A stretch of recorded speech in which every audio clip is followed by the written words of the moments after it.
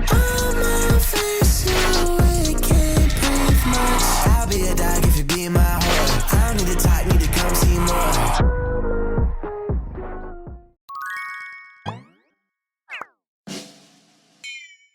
Part of this new world order that stands to be very profitable. This is when investors would decide to throw stacks of cash at any company claiming to operate on the internet. There was truly no need to dive into any specifics about how they were operating, their costs, and how they planned to make money. Just the fact that they were on the internet meant that they were going to be successful because this was going to change the world. Soon enough, the word internet would lose all meaning, becoming a buzzword like AI is in 2025. If a company claims to have AI in their product, then their stock skyrockets in a day. It's ridiculous. And so, after years of euphoria and investing in anything internet related, investors would realize at the end of 2000 that many of these businesses weren't even generating any revenue. They literally had no way to make money. So everyone started panic selling at the same time, causing the bubble to literally burst. The majority of these companies went extinct and very few survived. This would actually be quite similar to what happened with live streaming websites, although on an extremely smaller scale and not affecting any global financial institutions. I mean, have you ever heard of the website BattleCam? No? Well, that's normal, but don't bother Googling it because it doesn't even have a Wikipedia page. But at the time when it was founded in the early 2000s, it had a proper community and a sizable amount of streamers, competing against each other in challenges. Wolvie, thank you for the barang! Thank you. In order to win cash prizes. And while the majority of things related to this website were lost to history, one of the only things we still have left is a clip of Keemstar crying when he was shown a picture of how bad his balding had become. And speaking of Keemstar, in this now very infamous clip, he would start off his rant saying, "F this, I'm on Block TV with my hands up," referring to yet another streaming website that was lost to history. In the early 2000s, there were so many of these, but unfortunately, 99% of these websites would cease to exist, and many would be lost to history. Except one in particular, Justin.tv. It was founded in the year 2007 and was named after its founder, Justin Kan. But initially, you couldn't even stream on the website. Only Justin could. Its entire purpose was centered around Justin and him live streaming his entire life. He called it life casting. Today, we call it IRL streaming. And when I say that he would stream everything, I mean it. I mean, this is him sleeping right here. And during this interview, he's literally live with his apparatus that he made himself. Eventually, this trend of live casting would catch on, and Justin TV would allow anyone to create an account and broadcast themselves live to, well, a group of strangers. And as the platform continued to grow beyond anyone's expectations, in 2011, it would come up with a decision that would change everything forever. The creation of Twitch.tv, a separate website from Justin.tv that was not only centered on just live streaming, but more specifically centered on live streaming video games. But early on, after Twitch.tv had been created, the best way I could describe how the website functioned was more like a Discord server, in the sense that everyone kind of knew each other. Everyone knew who the most prominent streamers were, but more importantly, Twitch staff was very approachable. They'd always be in someone's chat, making the streamers feel like they were really part of a community. And at the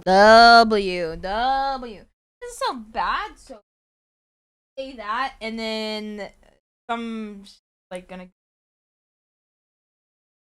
now, and then everything that we know is like going downhill. Time, what really differentiated Twitch from other websites was their global emotes. You could use these in any streamer's chat. Okay, wait, okay, side note. Somebody sent me an email. First of all, guys, stop sending me fucking emails through my business, okay? I want sponsors, all right? I don't want fan emails. Appreciate it, but stop it, okay?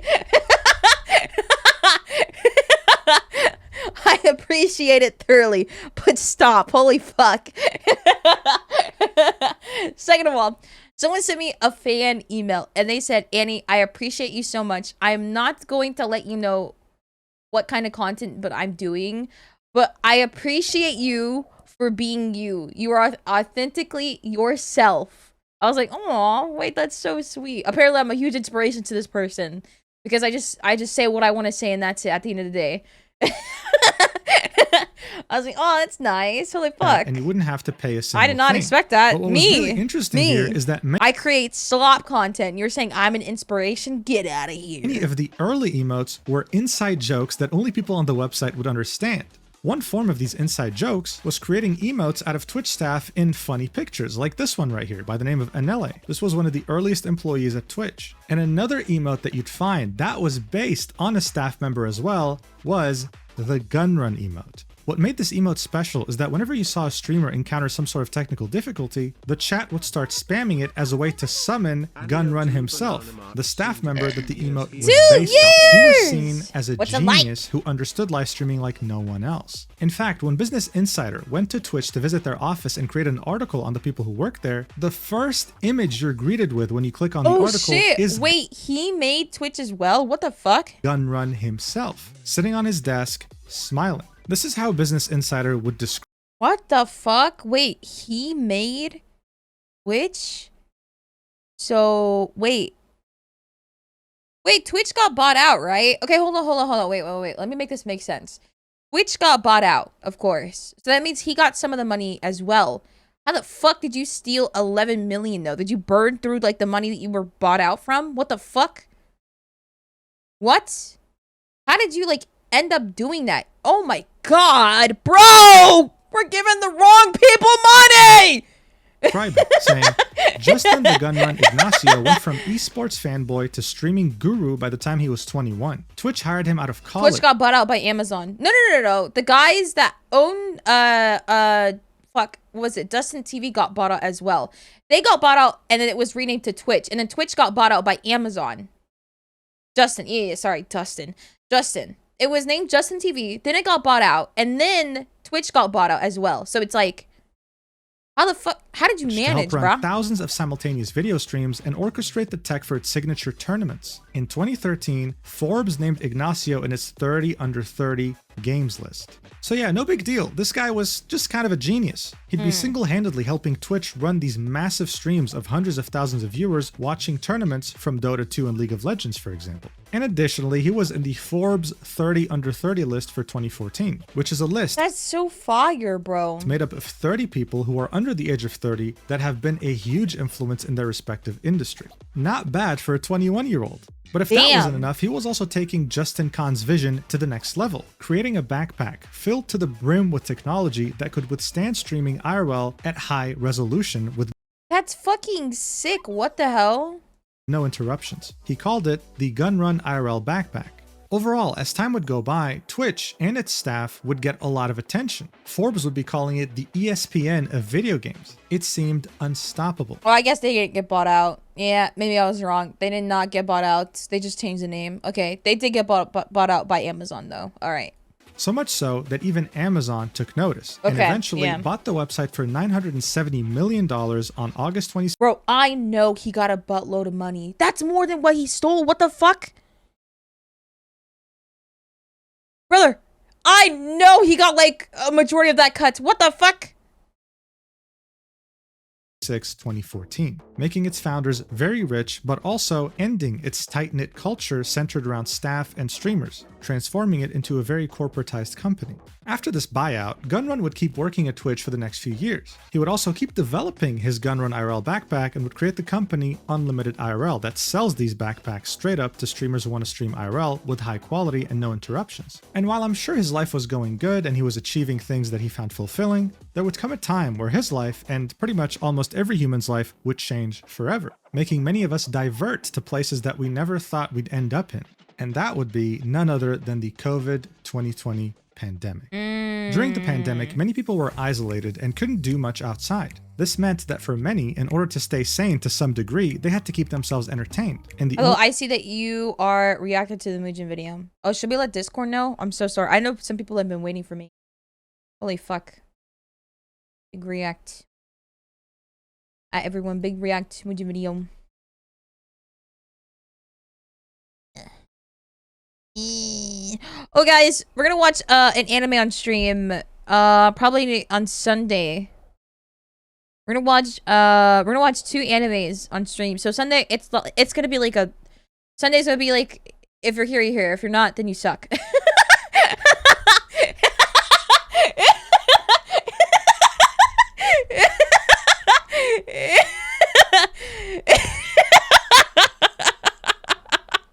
Sorry, I meant to say you're a loser. Kind of mean. I'm sorry. I do not suck. Is it the bad one? Okay, we're gonna watch 3 animes on Sunday. We're gonna watch the romance one. We're gonna watch the bad one, and then we're gonna watch the one I don't remember what it's called, but it has like a little squid in it. I've been wanting to watch that one. I heard it's like really sad too, so it's like, so I'm gonna lock in that day. We're gonna watch like 2 episodes of it though. Princess Jellyfish? I don't think so. No, it just came out recently too.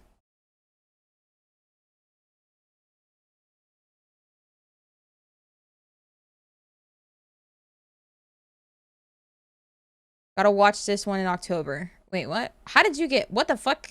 Why did Nightbot, like, actually get you, like, seconds late? What the fuck? Said, I got you! It was, like, super slow. What a slow reaction time. Eh? Wait, what is this one? 私の生活は今まですごく普通で一緒に超えちゃいましょう。そう。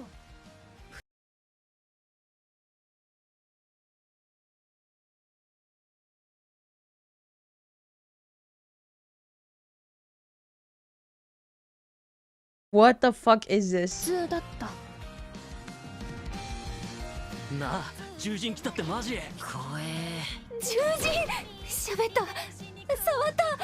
手冷たかった。人間の学校を静かに学ばせてはくれないな。Oh, ガラッ wow. と世界が変わんの。俺は面白いと思うけどな。つなぐ。迎えに来た。一緒に帰ろう。ありがとう。人間にお礼とか初めて言われたから。普通の私の視界が少し違うもので埋まって。 Wait, is she voicing in this? Is she gonna voice the character? I feel like it makes sense if she voices the character. If she doesn't voice this character, I'm not watching. I'm being so... If she's not voicing the character, I don't want to watch, bro. I'll be so for real. Don't think so, but it would be fitting. Yo, she has to like beg someone to let her voice this. I feel like it's very fitting. I'll be so for real. 外の学校行くって聞いてたけど、優しい人間に出会えるのを祈ってるよ。なんだこのドキドキ。Aww. Wait, guys. 触れないで。 Wait, I don't know how I feel about this. I'll be so for real. Like, it's like, oh, it's cute. And then he's a wolf.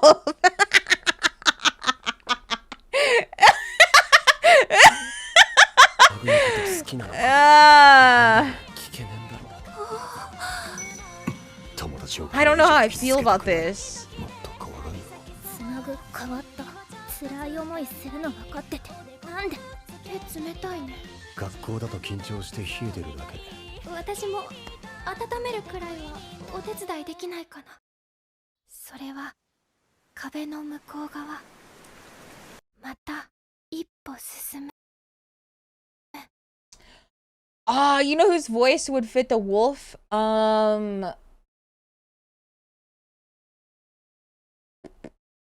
Let me think.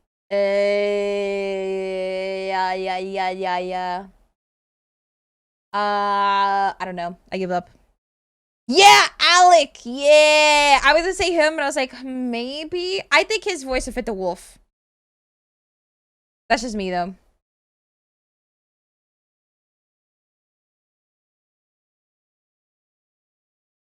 Dang, dude. I need to know more voice actors. I like...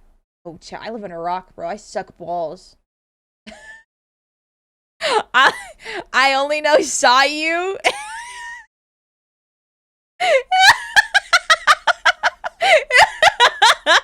I only know Saw You. And Sea Dog and Alec, and that's it, bro.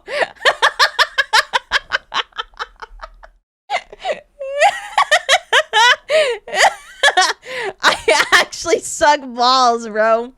Only way to do that was through God. the internet. This completely skewed the numbers on so many things, Genshin Impact being an example. Launching at the end of 2020 and getting so many players that it had made over $1 billion in under 6 months.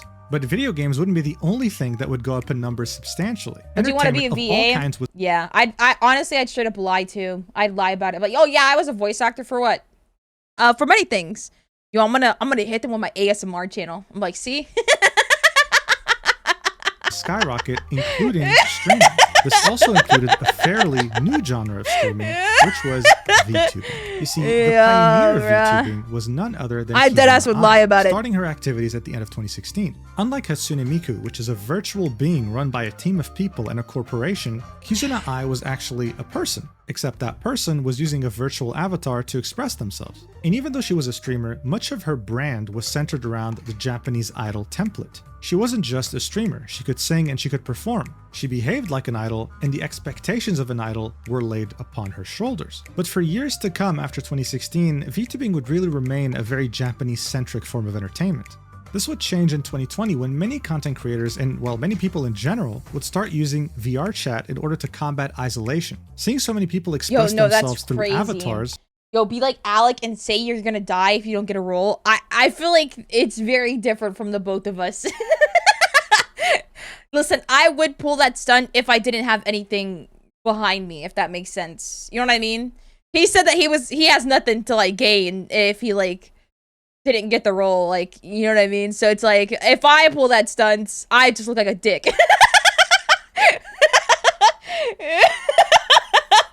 Would make the idea of a VTuber I look like an way less actual weird than it used to manipulator. be. This would contribute to how VTubing would start to all of a sudden blow up beyond proportion. But of Yeah, course, like the ones that would benefit the most- he actually had nothing behind him. And like it's crazy to say something like that, but at the same time, like he actually had like nothing to give him support if it didn't work out. So it's like that man was literally Gamba. He was actually gambling.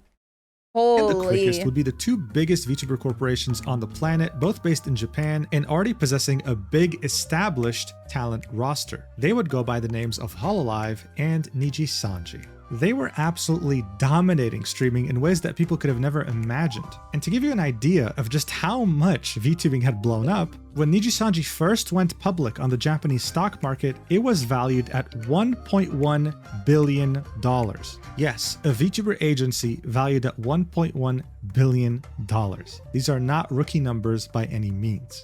VTubing was very hard to ignore at that point. So much so that even popular streamers that would have never delved into this before saw the potential and tried to do some VTubing themselves, trying to snatch a piece of that pie. Look, it was safe to say that by that point, there was global demand for VTubers. It wasn't centered on Japan anymore. And while that was really exciting, it also kind of came with a problem. Ever since Kizuna Ai, VTubers were seen like idols. So these Japanese idol expectations came with being Am I your idol, guys? I'll be your idol.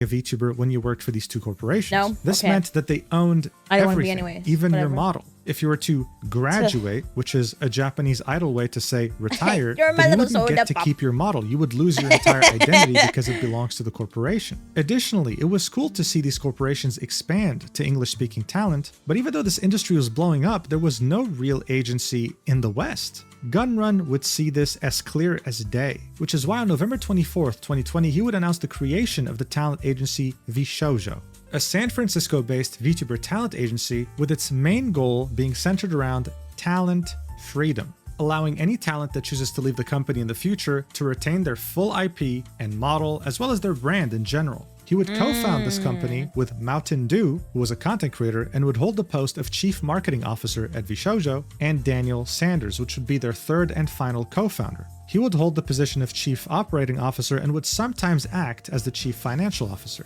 Now, what really made VShojo special was the fact that their founding members were already very well established in the VTubing community as independent VTubers. This was completely different from corporations like Nijisanji and Hololive, with every talent starting from scratch with a new identity when they were hired there. Here you had 7 very prominent VTubers carrying over their identity into VShojo and having their already substantial communities follow them. The founding members were Nyaners, Zentreya, Iron Mouse, Silverveil, Project Melody, Apricot Fruit, and Himehajime. A few months later, they would also add Veibe to their roster, another independent VTuber with a substantial community. This wasn't just another VTuber agency. This was one that had the potential to not only revolutionize the VTubing industry as we knew it, but to also compete head-to-head with the big two, which were Hololive and Nijisanji, without being a Japanese corporation. And I mean, why wouldn't they? They had the genius Forbes 30 Under 30 CEO, and they had top-tier talent, some of the best in the industry. It normally should have been smooth sailing from here. But unfortunately, barely a year after being established, VShojo would face a monumental controversy that would significantly stain its reputation in the VTubing industry. Nux Taku is a content creator turned VTuber that heavily benefited from the VTuber boom of the pandemic. He was one of the first independent VTubers to ever reach 2 million subscribers on YouTube, and his most successful content would be centered on collaborations, anime critiques, and of course, Mr. Beast style content in which he would donate to people on Twitch in order to get them to do challenges. His rise to fame was very quick. He practically knew everyone in the VTuber industry, and he had a very mutually beneficial relationship with VShojo talents, collaborating with them on many occasions, and by that point be making content with them quite regularly. However, on October 20th, 2021, to everyone's surprise, he would tweet this out, saying, "Someone is trying to dox VTubers by masquerading as VShojo. I can't say more at this time, but please share this around and be careful. They tried to dox me, but I sniffed them out and gave them wrong info, so don't worry about me. I spoke to the CEO of VShojo and I'm trying to untangle everything. I'll update you when I can." You see, VShojo's domain was VShojo.com. That's what they used for their emails. But there was someone impersonating VShojo staff sending emails to VTubers under the VShojo.org domain, hoping to gain their trust and doxing them, uncovering their real names, addresses, and eventually swatting them. Now, Nux was already quite popular. He would have many people try to dox him. He already knew what to do. Unfortunately, though, that doesn't apply to everyone. A smaller VTuber by the name of Saki Nightshade would tweet this out around the same time, saying, "Today may have been the most exciting day I've had in a couple of years. Holy fuck, my emotions are off the charts right now. What a day. Unfortunately, I don't think I can elaborate, which makes me extremely sad." She then goes on to say, "Alright, so what I can say is that I've been contacted for something amazing, and if all goes well, it could be truly life-changing. If that doesn't answer questions, I'm so sorry. I'd like to not say anything else about it." Okay, let me go ahead and say this real quick before we get lost again like last time. She got contacted by a fake VShojo group, okay? It's not a real contact, not real people. Like, it's not like the real employees. Fake! Fake! Okay. All right. She actually did not get contacted by VShojo. So that person, posing as VShojo staff under the VShojo.org domain, had sent an email to Saki saying, "We want to recruit you to VShojo," raising her hopes up and demanding personal information, which she gave. The day after, she would tweet this out, saying, "Well, the group of people who've targeted Nyaners and leaked her info earlier have my info and sent the cops to my door earlier. They're threatening to do more. Other than the threats to leak my info, they aren't saying much else. I guess I should have figured it'd be too good to be true. Oh well, not much can be done." And we can see Nux in the replies saying, "DM me please." So that was the situation. Very messy, very tricky, and very nasty. And Saki gave out a very important piece of information. The group of people targeting her were the same people who had doxed an important member of VShojo, Nyaners, earlier, leaking some of her personal information, but at this point we didn't know just how much. 11 days later, Nux would tweet, "The last 10 days were the most insane of my life. No words could describe how appreciative I am of you and the friends I've made here. Can't wait until I show you everything. I'm changing the game, boy." Teasing something that was in the works. Over the next few weeks, he would keep teasing something that was about to release, and on November 22nd, almost a month after he had received that phishing email, he would tweet out, "Recently, there was a group of doxers that have been harassing VTubers and swatting them by impersonating VShojo. We spent the last month tracking them down. Please share this video." With the video being titled, "I caught a swatter that doxed 12 VTubers, myself included." In it, he would talk about how the email scam worked, how Saki Nightshade was affected, and then would go on to give us information that we didn't know about, which is how 12 VTubers got doxed when we only knew of 2,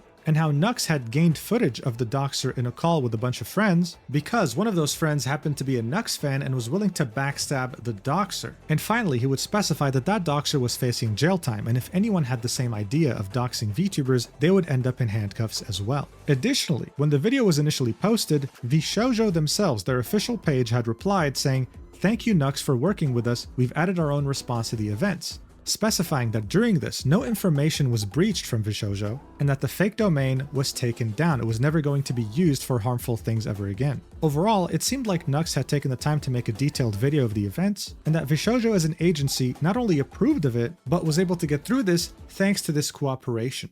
So imagine the shock when all of a sudden, almost every single VTuber talent at VShojo would speak out against the video and tell the world how disappointed they are in Nux for releasing it. This same sentiment would of course be echoed by their communities. I think it's insane, by the way. I think that's insane. I'm not gonna lie. I think that's pretty crazy. I think that's insane, in my opinion. And it had reached a point where Nux was forced to make a response, tweeting RE cybersecurity/doxing incident, read, linking a twit longer. And before we even get to the twit longer, on this post you can see VShojo members stating publicly how disappointed they were with Nux and his actions. Iron Mouse would say that she was so disappointed and hurt that he was doing this when he full well knew what was truly going on. We asked you to take it down, we told you we feared for our safety and you didn't care. Fruit would say, asking for you to take it down because I felt my safety was in trouble and for you to go to the company and ask for numerous terms and conditions in return, that's not friendship. Silvervale, Vey, Zentrea, Hime, and Melody would all echo the same statement, publicly announcing that not only were they disappointed with Nux, but that he was a liar, a clout chaser, and someone that didn't care about any of his friends at VShojo. Oh. Oh, what the fuck? Wait, wait, is that kind of fucked up? Wait, I feel like that's maybe a little fucked up in a sense. It's really sick to me. It's really sick to me to see you've been taking advantage of people you claim to call friends for so long, knowing full well how your actions would affect them. You were repeatedly asked to take the video down and then to respect their safety, and you didn't. I told you to take the video down after you posted it. You said everyone was on board with it. I'm finding out literally everyone told you not to post it because you caused you more damage from, and for what, man? You lost friends and you took advantage of the situation. You lied. You fucked up. I'm out.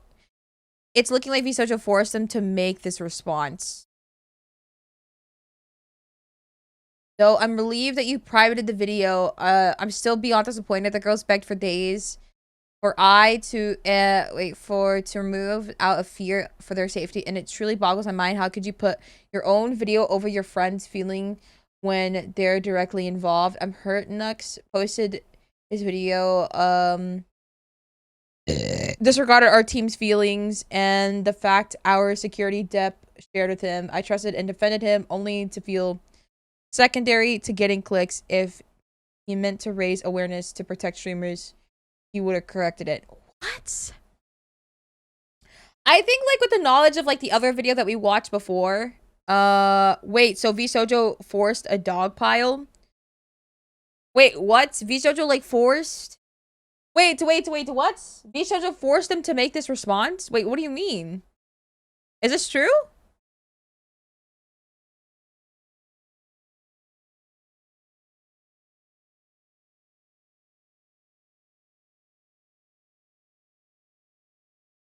No? Oh, who's what? No, I was asking. Oh. Guys, if you're asking a question, put a question mark. Guys, it does wonders, trust me.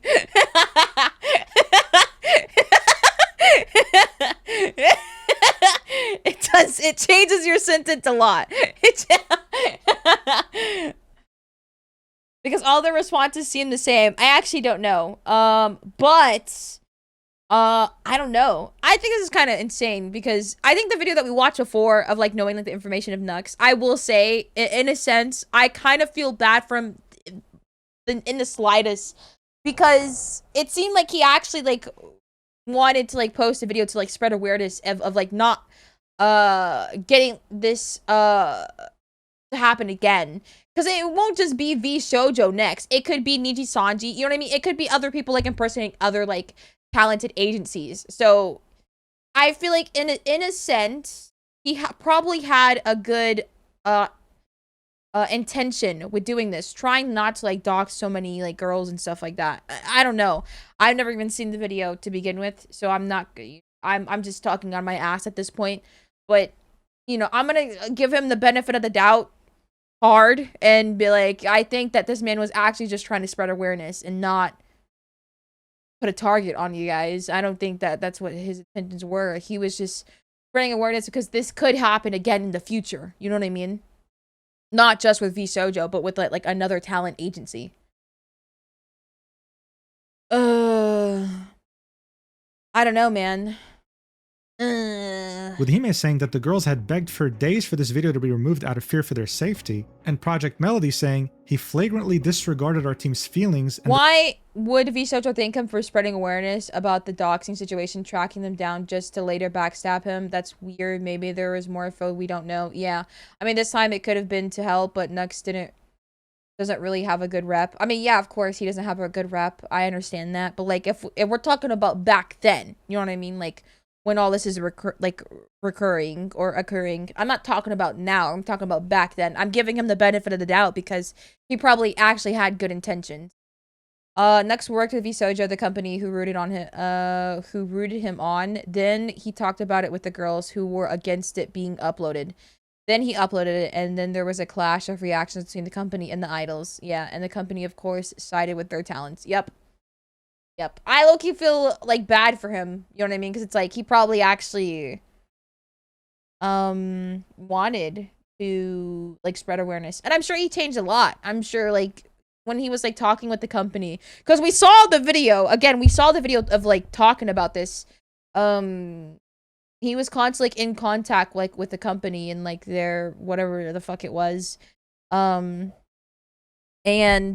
I'm sure they asked them to change a lot or like add parts or take out parts of the video. So it's like, you know, he probably did a lot of work behind the scenes just to make sure everyone else was comfortable and everything was right. So I don't know, man. I don't know. I'm just here. I'm just a dog girl. What do I know? Security department shared with him. But the biggest response was from Nyaners, who wrote a huge message in her Discord denouncing Nux's actions and expressing how disappointed she was with what he did. Saying, didn't want to have to type out something stressful like this on what was supposed to be a chill Sunday and my only day off so far this week, but I do not condone the video that Nux has released where he postures himself as our savior and seemingly takes credit for pretty much an entire year's worth of painstaking work done by VShojo's cybersecurity team. I would know that it took that long and took that much work since I was one of the people who unfortunately had to work with them, and I'm incredibly thankful for their help. Whether or not any of the information he gathered helped or not is beside the point, as releasing a video like he did about a very sensitive and potentially dangerous situation that involves me and many of my friends only draws unneeded attention to it for some quick views, when if a video were to be made about this at all, it should have been handled with a lot more care and consideration. But for someone like Nux, who has consistently used my friends for clickbait views and has done things like try to bait my friend into watching the Logan Paul Suicide Forest video on stream, and secretly recorded a private call with another one of my friends without permission and then proceeded to use said call to make a video, it's clear that our safety or feelings about any of this is not the priority. The past year was hell for me due to the situation, and it's straight up painful to see it being used in a video like this that doesn't treat the issue carefully at all. A video that he was even told not to release since it could potentially be harmful to us and many other VTubers who were targeted. Responding publicly draws even more attention to it, so I have to choose between sitting quietly and seeing him receive pats on the back for coming to our rescue when his video could encourage even more harassment, or calling him out and hoping he retracts what he said and takes the video down before it gains more traction. If he wanted to actually protect people, he could have made a general PSA video about how to keep your information safe online, or warn people about things like the fake VShojo email situation in a way that didn't reveal a ton of unneeded sensitive information and paint himself as a hero. He doesn't care about helping us. If he did, he would have listened to several of our concerns when it came to how he treats people and uses them for content. This video ultimately makes things worse for us. Anything for views though, I guess. My heart goes out to anyone else who was affected by any harassment, and please be careful with giving out your information online. So obviously, I fuck with the response, chat. I fuck with it.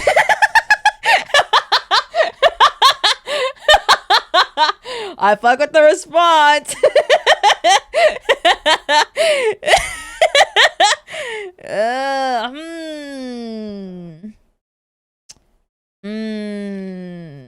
I fuck with your cup, twin. Thank you! You like my cup? It looks so pretty, right? Yes! It looks so pretty, yes!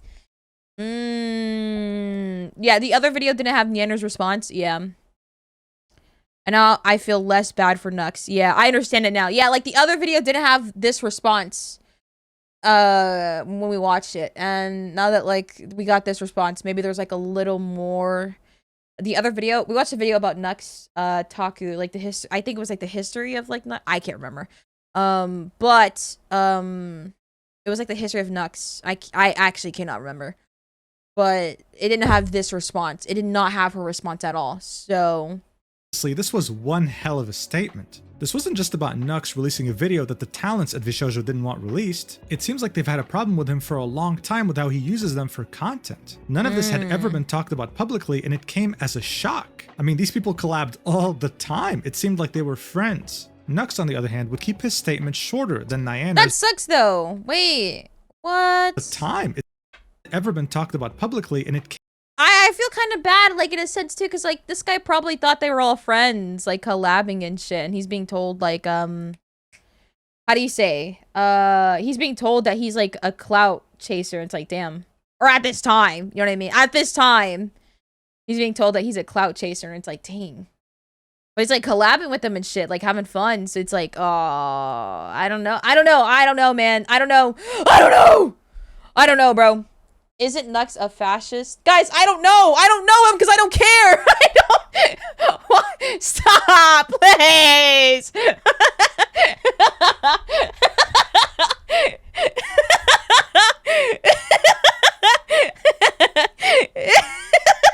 Stop. God, man. Don't feel bad for him. Okay. All right, guys. Okay. In general, let me just go ahead and say this real quick. In general, I'm gonna feel bad like just an ounce of badness. You know what I mean? I'm gonna feel an ounce of badness because that's just who I am. Okay, I got a little bit of humanity in me left. All right, leave me the fuck alone. But oh my god, okay, I don't care, guys. Let's move on to the gray area. No one is fully good or bad. I get what you're saying, yeah. Real. I'm saying at this time, okay? At this time. Right here, in this present, the fucking lore that we're watching, wherever this is taking, I'm gonna feel a little ounce because it's like, damn, this motherfucker was like collabing with people and he thought they were friends. You know what I mean? Like, the knowledge, you know what I mean? It's like, it's just like the knowledge behind of like, dang, like, what if? Fuck, man. I don't want my chat getting fucking political on me right now. Holy fuck.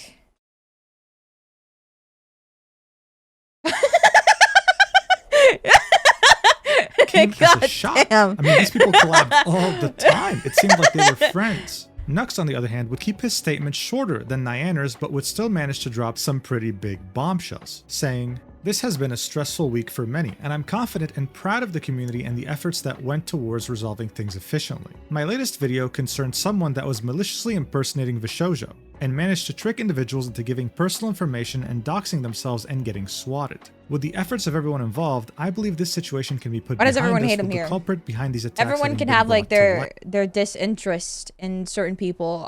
There's some people that I fuck with that chat doesn't. I'm sure of it, you know what I mean? So everyone's allowed to like I don't think it's hate. They just don't like, you know what I mean? Hate's a strong word, first of all. But you know, they just have like their disinterest, or that's just not an Oshi that they fuck with. You know what I mean? So it's like, I don't think it's hate. They just don't fuck with said creators, and that's totally fine. Light. I believe this situation can be put behind us. I don't with know, the bro, at culprit all. Yeah, behind same. these Thank attacks you. having Holy been fuck. brought Let's to go, gold. light. I do still fully stand by the High need for five. raising Holy awareness fuck, of because I don't know efficiency. either. I'm Holy incredibly glad shit. VShojo released a very well I'm constructed being cybersecurity cornered with statement addressing the information. situation, and you should all read it. In regards to my video, I worked with VShojo on this for a while, as they mentioned in their statement in response to my video. I did show them my video before posting it, and I was not requested to refrain from uploading. The rumors that I had posted it, regardless of being asked not to, are untrue. In fact, leading up to the events of posting it, I was a part of a 4-hour conversation with their chief cybersecurity officer, overseen by This is like the time. This is like deadass. Side note. This is deadass like the time where I was watching a shoe on head video, and she was calling like OnlyFans models, or like people that like do OnlyFans or stuff like that. She was like calling like whores and bitches and shit like that. And like low-key, I was agreeing with her statement, but I kept saying like, oh, I wouldn't, like, you know what I mean? Like, oh my god, like, oh my goodness, like you know, I wouldn't call them any names. You know what I mean? In my eyes, I think when you call people names, if someone's that you don't like and you're calling them names, you're just fueling the fire. You know what I mean? And that's what like I was like trying to imply, like, oh my goodness, like that's a little, you know, it's a little too far. And then in the comment section, people like were jumping my ass for that. I was like, oh, whoa.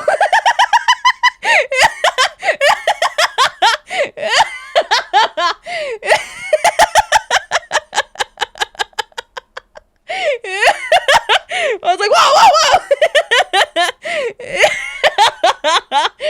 Oh man. Bless your heart, Annie. I understand feeling bad for him because being human, but with other facts surrounding him, it can be hard to sympathize with him. I don't know him.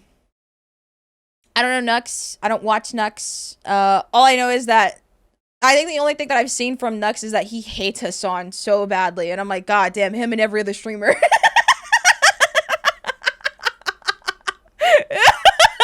Holy shit.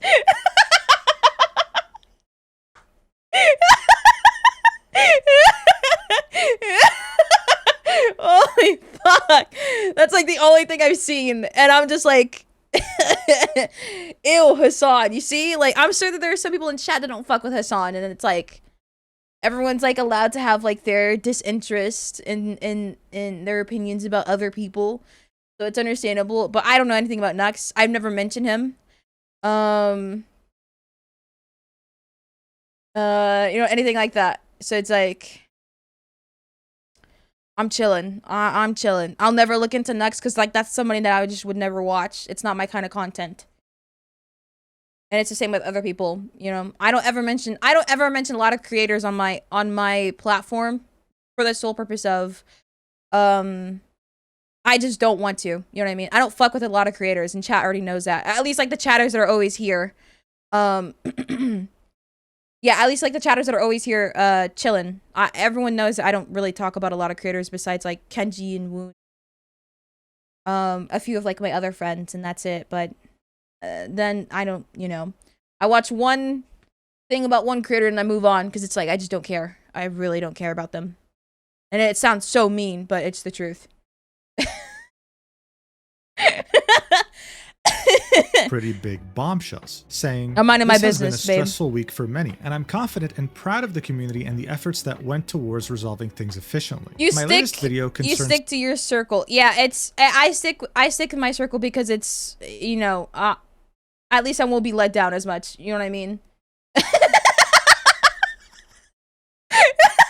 It's sad, but it's the truth. You know, I don't get so attached to a lot of creators because I don't, you know what I mean? I don't want to be let down later when I fucking find out some news about them. It's like, God, fuck, I gotta burn the merch now. I gotta burn the merch. Someone that was maliciously impersonating VShojo and managed to trick individuals into giving personal information and doxing themselves and getting swatted. With the efforts of everyone involved, Yeah, you say that to us. Don't get too attached to creators. Yeah, just don't. You know what I mean? I try not to, you know. I think the worst part about me is that I speak my mind a lot. You know what I mean? And if I speak it a lot, so like at some point, someone is gonna be like offended by like what I say when it's the truth of like how I feel. So you know. No, you're completely valid, Annie. I'm just saying it's because I've been around to see all the next stuff. It sucks. I'm sure. I don't know if he was ever your Oshi or not. I don't fucking know. He was probably somebody's Oshi, and a lot of people like were let down. You know what I mean? And I can't help but like feel bad for some of those people that like were let down. It's like, fuck. Damn it. I gotta look the other way now. God damn it. I gotta look the other way. And doxing themselves and getting swatted. With the efforts of everyone involved, I believe this situation can be put behind us with the culprit behind these attacks having been brought to light. I do still fully stand by the need for raising awareness of phishing scams. I'm incredibly glad VShojo released a very well constructed cybersecurity statement addressing the situation, and you should all read it. In regards to my video, I worked with VShojo on this for a while, as they mentioned in their statement in response to my video. I did show them my video before posting it, and I was not requested to refrain from uploading. The rumors that I had posted it regardless of being asked not to are untrue. In fact, leading up to the events of posting it, I was a part of a 4-hour conversation with their chief cybersecurity officer, overseen by an executive of VShojo and one of the members of the group. I sincerely apologize if my actions have caused any undue stress on anyone. It was not my intention. I was only hoping to contribute to keeping the community safe. Damn. With every statement someone would make during this incident, things would somehow make less sense. But regardless, for now, Nux did mention that VShojo released a very well constructed cybersecurity statement addressing the situation. It was actually released just a few hours before this twit longer, and it would be after they stealthily deleted their reply to his initial video tweet. But that's not all. This new cybersecurity statement had a completely different tone. That's crazy. Look right here. It says applications for VShojo are open. From that first reply. They would say things like, VShojo does not endorse any statements or views by parties that have no official affiliation to VShojo. Adding, the methods used to attack the other VTubers were confirmed to be unrelated to phishing and impersonating VShojo. As mentioned before, the fake domain was created on October 14th, 2021 and survived for less than a week, and the other VTubers incidents happened outside of this time window. As mentioned before, thanks to partners, VShojo confirms there are only 2 victims of this campaign. Yo, I was right though. I was so right. Yo, can we, I was right about that shit. Holy fuck. I was so right about that though. I was like, yo, I'm gonna shoot my shot like with this application, but I know I'm not getting in because I'm not a big streamer.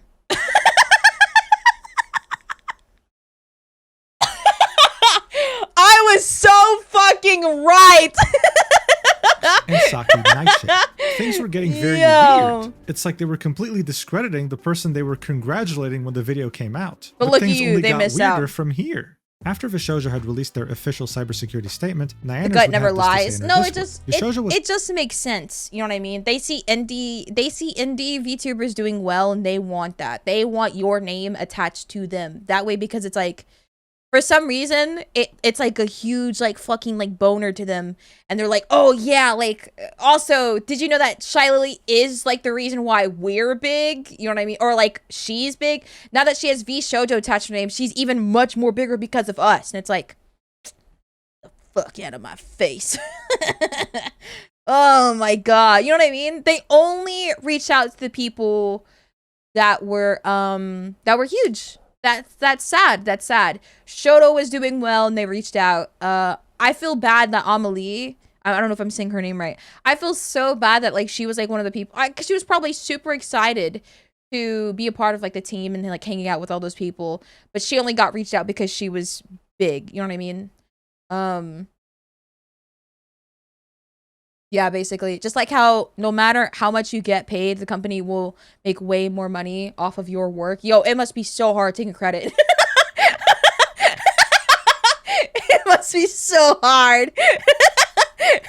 Was forced into making a statement on the matter after asking him repeatedly not to release this video. They had to issue corrections to the video since he would not, and there were several inaccuracies. Like I in the low-key video, felt really and had bad to for word the Amelie. I was like, statement carefully damn. to not anger his large following and make us a target for even more harassment. I feel especially backed into a corner as I'm afraid to say anything even more publicly than I already am because I know it would invite more hate. I'm exhausted of pissing people off and having them hurl threats and shit at me and my family members constantly, so saying anything about this is scary for me. It sucks and I don't know what to do. Nux chose to release the video knowing that VShojo did not want him to and told him it was a horribly bad idea. Myself and my family members experienced heavy harassment pretty much all year, and the entire situation had to be kept a secret, and I had to continue on as normal, acting happy even when I was terrified so that I would not draw more attention to them and encourage them. Now he releases a video making everything public like this in a way that is careless and dangerous to many people. It's mind-boggling to me. It's like making a video about how to make a bomb and showing it to a bunch of 12-year-olds. I don't want anyone to go and harass him or threaten him in any way. Please do not do anything like that. I just wanted to be able to finally say something because Cat's out of the bag anyway, and I'm also tired of sitting and watching him do fucked up things to my friends.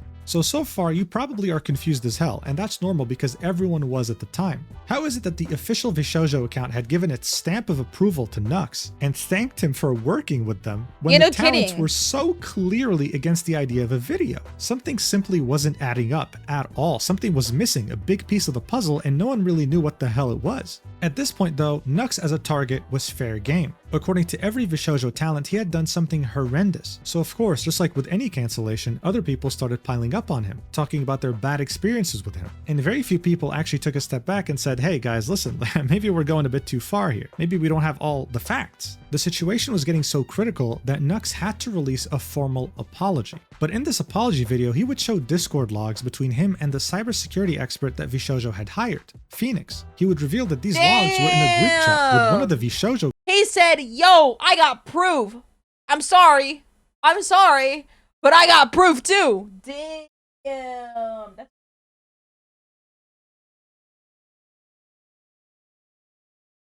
Yo, I'll say my sorries, but I got proof. Oh my god, what the fuck? Sorry. My bad. My bad. I was charging my ring. Girls and Gunrun, the CEO. In these logs, you could see that Nux was working on a video and Phoenix was fully aware of it. But instead of telling him, please don't post this, you're putting our talents in danger, he would be sent a draft of the video and he'd say this: not trying to downplay or anything, I really appreciate that you were providing info at 7:03. Do you think you'd be willing to blur out the word blank from the screenshot for the purposes of denying them notoriety? To which Nux said, okay, I can do that. Phoenix would then say, I appreciate that you are doing the public service announcement and that isn't the problem at all. My comment is narrowly specifically about praising that one fan that reached out. I am 99% certain that is a fellow member of the harassment gang and not a fan. So Phoenix's problem wasn't the video at all. He was completely down with the idea. He just thought that that fan who had leaked the doxer to Nux was actually part of the harassment gang and Nux was being socially engineered. At some point, Nux would say, honestly, I think this video will be helpful to you as well. If you need help with anything, feel free to reach out. To which Phoenix would say, thanks a lot. Would you be willing to include a link to a written response by us as well? It's not going to be anything against the video. It's going to be more about making sure people don't think that contract language is real and answer some likely FAQs that will result from all this. To which Nux said, of course. And of course, as you can see, this was their reply that they had deleted shortly afterwards. This video added even more confusion to the whole situation, because from these logs, it seemed like two people were working together, and the CEO was very well aware of it, and one of the girls that had called Nux out publicly was in this group chat seeing everything, very well aware of the fact that he was going to post this video. And thanks that's crazy. to Fruit leaking her DMs with Nux at some point on Twitter, she would accidentally reveal who that VShojo talent was, and it would turn out to be Project Melody.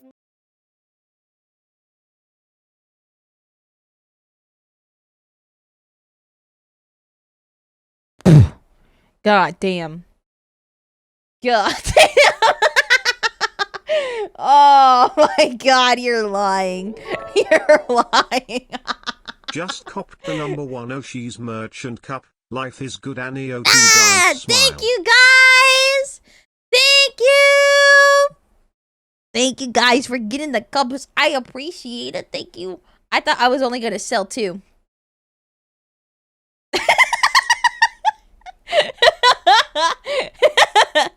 In these DMs, we can see Fruit and Nux arguing, and at some point Nux says, I'm not sure what you mean. I had a group chat with Melody, Gunrun, and their head cybersecurity guy, and I showed Ooh, damn. them the video beforehand. They had a few notes, which I changed before uploading, and they asked me to link a statement they would write in the description. Wait, can I read all of this? Saying nothing is the other way, and if no one said anything, it would keep happening.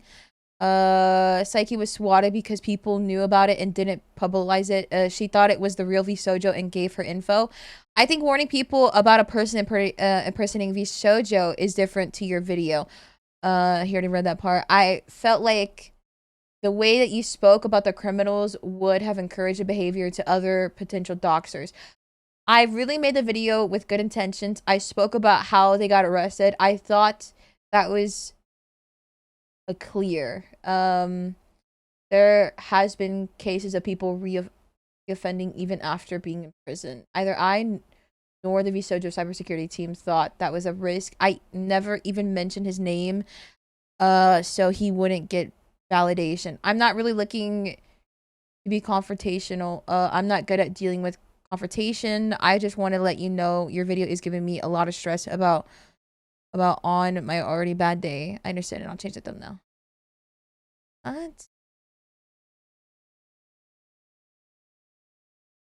But that's so weird. As you saw earlier, Annie, this is rage bait at this point. You were famous. I'm not even rage baiting. What the fuck? Melody had posted a tweet calling him out, saying, I'm not even good at rage baiting. Nux posted his doxing vid. He flagrantly disregarded. I feel like if I tried like rage baiting somebody, I'd end up like rage baiting myself. You know what I mean? I'd be so pissed off that they're not falling for it.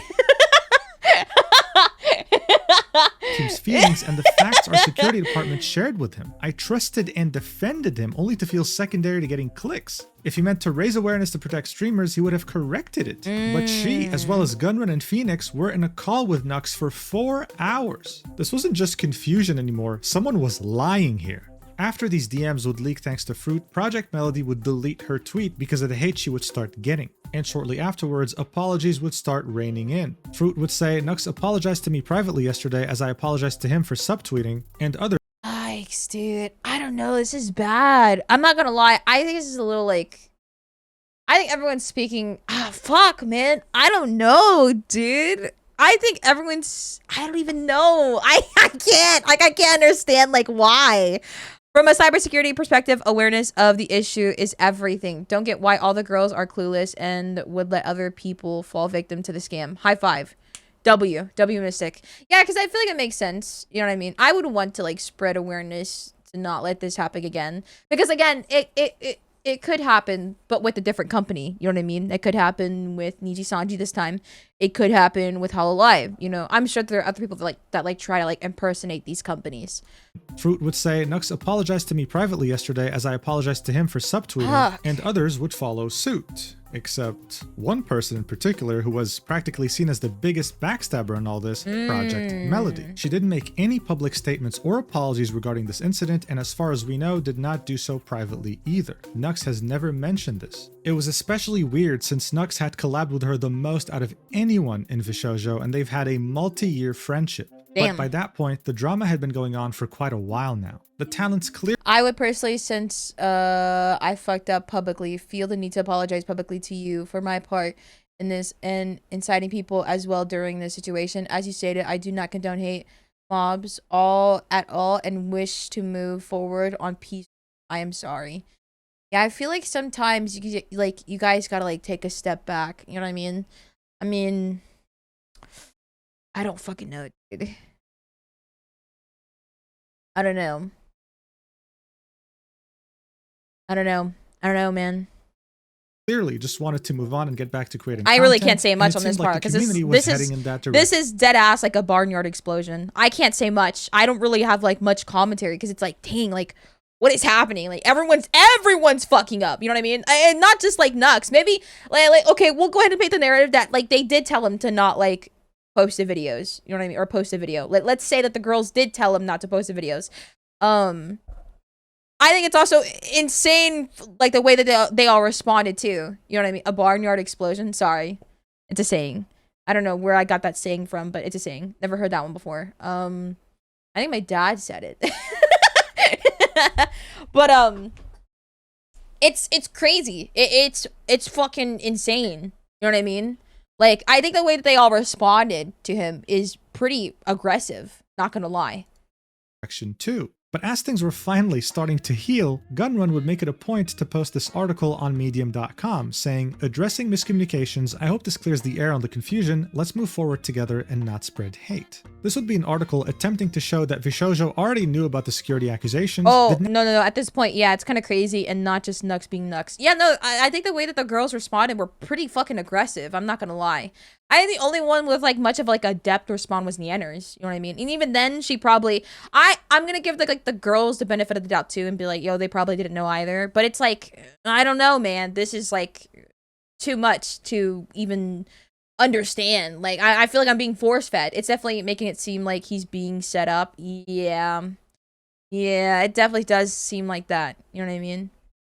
Not condone Nux in any way and was always behind their talents, while of course acknowledging some wrongdoings in the process. But they would refute the allegation that VShojo gave Nux approval to release his video, saying that the reality is that VShojo never at any point said that he had permission, nor were we asked. VShojo was given limited time to suggest edits and create a statement. Politeness in Twitter reply text was misconstrued as approval/endorsement. Suggestions for edits were ignored beyond blurring of some names, and Phoenix makes efforts to educate Nux on why this is a bad move which are ignored. But this wasn't just it. Gunrun also added more fuel to the fire by saying, staff's context. There is a negative history of interaction between VShojo and Nux that led us to proceed with extreme caution. Something that had yet again come out of nowhere because, as I said earlier, people were under the impression that they were all This is the start of VShojo lies. And I'm not saying the girls. This is the start of VShojo lies.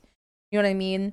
Remember how like in like when all the stuff came out of VShojo recently, remember how like a lot of like I think the talents that had like left before had said like there was like rumors being spreaded around them.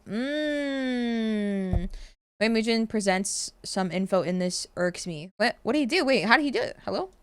friends. Gunrun would then post the full conversations that Nux had shown in his video, and in the first one it would be Phoenix imploring Nux not to fall for the bait of that one fan who reached out to him because it's not random. Their MO is to do this good cop, bad cop thing. But Nux wasn't having any of it. He was convinced it was a fan, he wasn't being socially engineered at any point. This showed us that Nux was stubborn, and even though he understood some aspects of doxing... No, not just VShojo lies, Gunrun lies. Well, I mean, weren't there other people that like were involved that were a part of VShojo as well? Not just, I'm not talking about the talents, I'm talking about VShojo, like the staff. Like, weren't like a lot of them kind of like a part of it lying as well? So, no, 100% VShojo lies. Yeah, staff. Yeah, okay, see. Yeah. Very naive, sure. But never at any point in time did Phoenix express... Yeah, the one that said they had no problems with the company when leaving. Yeah, no kidding. That he didn't want Nux to release the video, only sending him timestamps to change things. Gunrun would conclude this by saying, "We hope clearing the air here with our context helps put this drama behind all of us. I'm understanding of Nux' stance and hope our detailing from our side helps put everything into context. We do not wish to see this matter escalate further, do not send hate or harassment to anyone. We're looking forward to continuing work as usual and hope all fandoms can see the many perspectives of this complicated interaction between VShojo and Nux. Thanks everyone for reading, Gunrun." Of course, as is the trend with this controversy, people were left even more confused after reading this. When you say something like, "Thank you, Nux, for working with us," how is that not a way of you saying that you approve of the video? It just didn't make any sense. Finally, Nux would post a video titled "Moving Forward" on his second channel and would detail how throughout the entire week of him releasing the video, he was barely sleeping, having anxiety attacks, and overall really showing us that no one here, including the VShojo talents, had a good time. But even though I'm sure many people were hoping that things would die down there were still way too many questions surrounding this whole incident. A lot of things simply didn't make any sense, causing many YouTubers like Turkey Tom to make videos about this whole mystery surrounding this incident and garnering over 1.2 million views. People weren't satisfied with how this concluded, and you can see that the top reply on Gunrun's post to Medium was Omni saying, "At least apologize to the dude?" He got dragged for the past 2 days, and the deleted thank you tweet made it even worse. Nux took accountability, only fair to do the same, methinks. People had many theories as to what had happened, how this miscommunication could have occurred. One of the most common ones that was even mentioned in Turkey Tom's video about the situation was that Nux Taku was in the process of founding his own VTuber agency at the time. VShojo's management saw this as a threat, so they took the opportunity to character assassinate him in public, making him seem very problematic and making other VTubers not want to associate with him. Now look, I'll admit, when I first heard this theory, I thought, come on, this is way too far-fetched. But you have to remember that the VTubing scene back then was so much smaller than it is today. And Nux was at the absolute top. The guy had 2 million subscribers as a VTuber. He knew everyone in the scene. No one didn't know who he was. He could have so easily made an agency that directly competed with VShojo. But would VShojo's management, as well as Project Melody, his friend of multiple years, truly stoop this low in order to take down a potential competitor? Honestly, as someone who's covered the VTubing industry for a while now, that's not even the craziest thing I heard this week. But I think if we're going to take a more realistic approach with all the evidence we currently have, then what most likely happened is that VShojo was totally down with the idea of letting Nux post the video. This tweet was sincere. However, when management saw how much this pissed off the talent, how they were completely against the idea of this video, they did a full 180, deleted the tweet, and backstabbed Nux into being the fall guy so that they wouldn't piss off their talents. When reading Nyanner's messages, it seemed like she had a very strong negative impression of Nux, saying things like,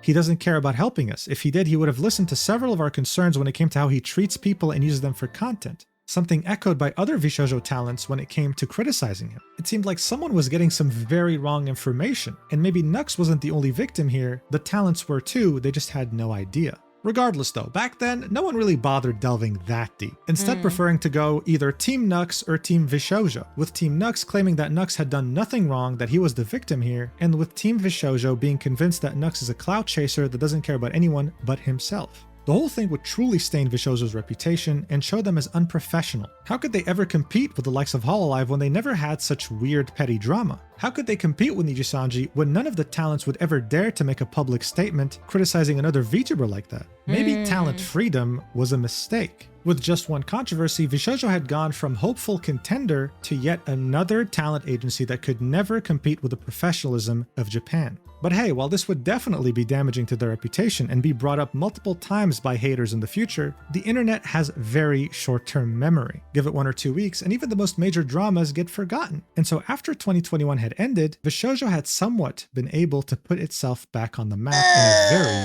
strong way. During Holy fuck, dude. 30 minutes in the video. Holy shit.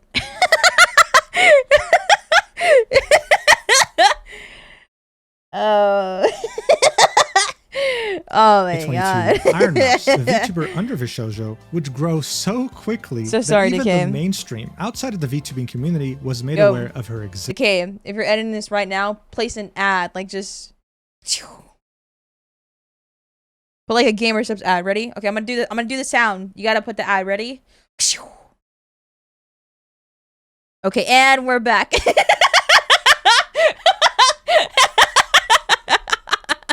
Yo, he's gonna hate me. He's gonna fucking hate me.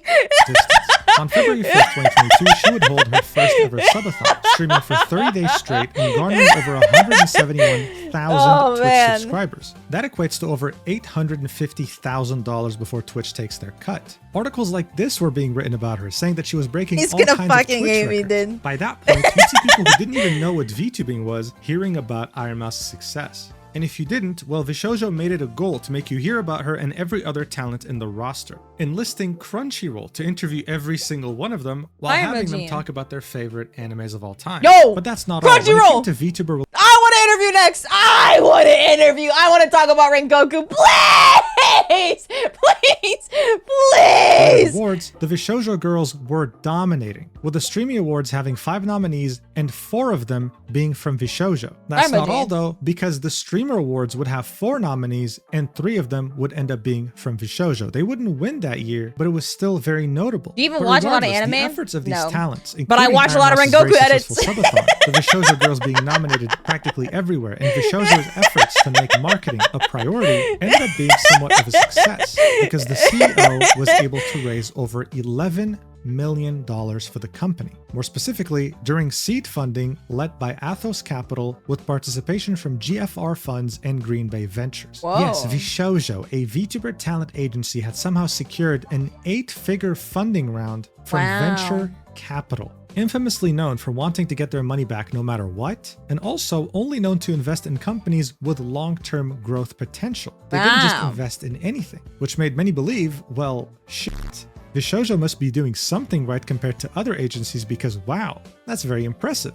And Gunrun, of course, with this announcement showed huge confidence, saying VTubers are the future of the content creator industry. Adding, since the medium is built upon animated personas, it is more accessible and scalable than being a traditional creator, especially as the technology becomes more widespread. With the funding from Athos Capital, we are now in a better position to support and grow talent in this market with more innovative technology, why does your mouse disappear? Where are you reading? And the ability to— What the fuck? Why does your mouse disappear? I can't even tell where you're reading. I was like going along. To assist with content creation and it's gone. And distribution. So this money was going to go towards specifically growing their existing talent roster. Pretty much any VTuber's dream at the time. And speaking of VTubers, a few months after raising $11 million, VShojo would add 2 more talents to its roster, marking their first major expansion since recruiting Veibe in 2021, adding both Kei-san and Amamiya Nazuna to their roster. And what made these talents special is that they were based in Japan and spoke Japanese most of the time on their streams, showing us that VShojo wasn't just interested in English speakers, they were interested in this talent-first approach globally, with Gunrun saying that this expansion will break down barriers in VTubing. And it kinda did. On her first stream after joining VShojo, Amamiya Nazuna would get over 30,000 concurrent viewers on her Twitch stream, while Kei-san would also receive just as many, if not a bit more, with her YouTube debut being at almost 1 million views today. At the same time, VShojo wasn't lying. They were truly putting those $11 million to use, putting their existing talent at the center of some very cool projects, be it animated music videos or just straight up general marketing. By the end of 2022, VShojo was yet again seen as an agency that could someday compete directly with Hololive and Nijisanji if they weren't already. Yeah, sure, they've been through a very big controversy. Yo, I'm not gonna lie. The day I wake up on Twitter and I see a Merryweather comic art piece of me, chat, I'm making it known. I'm bragging about it.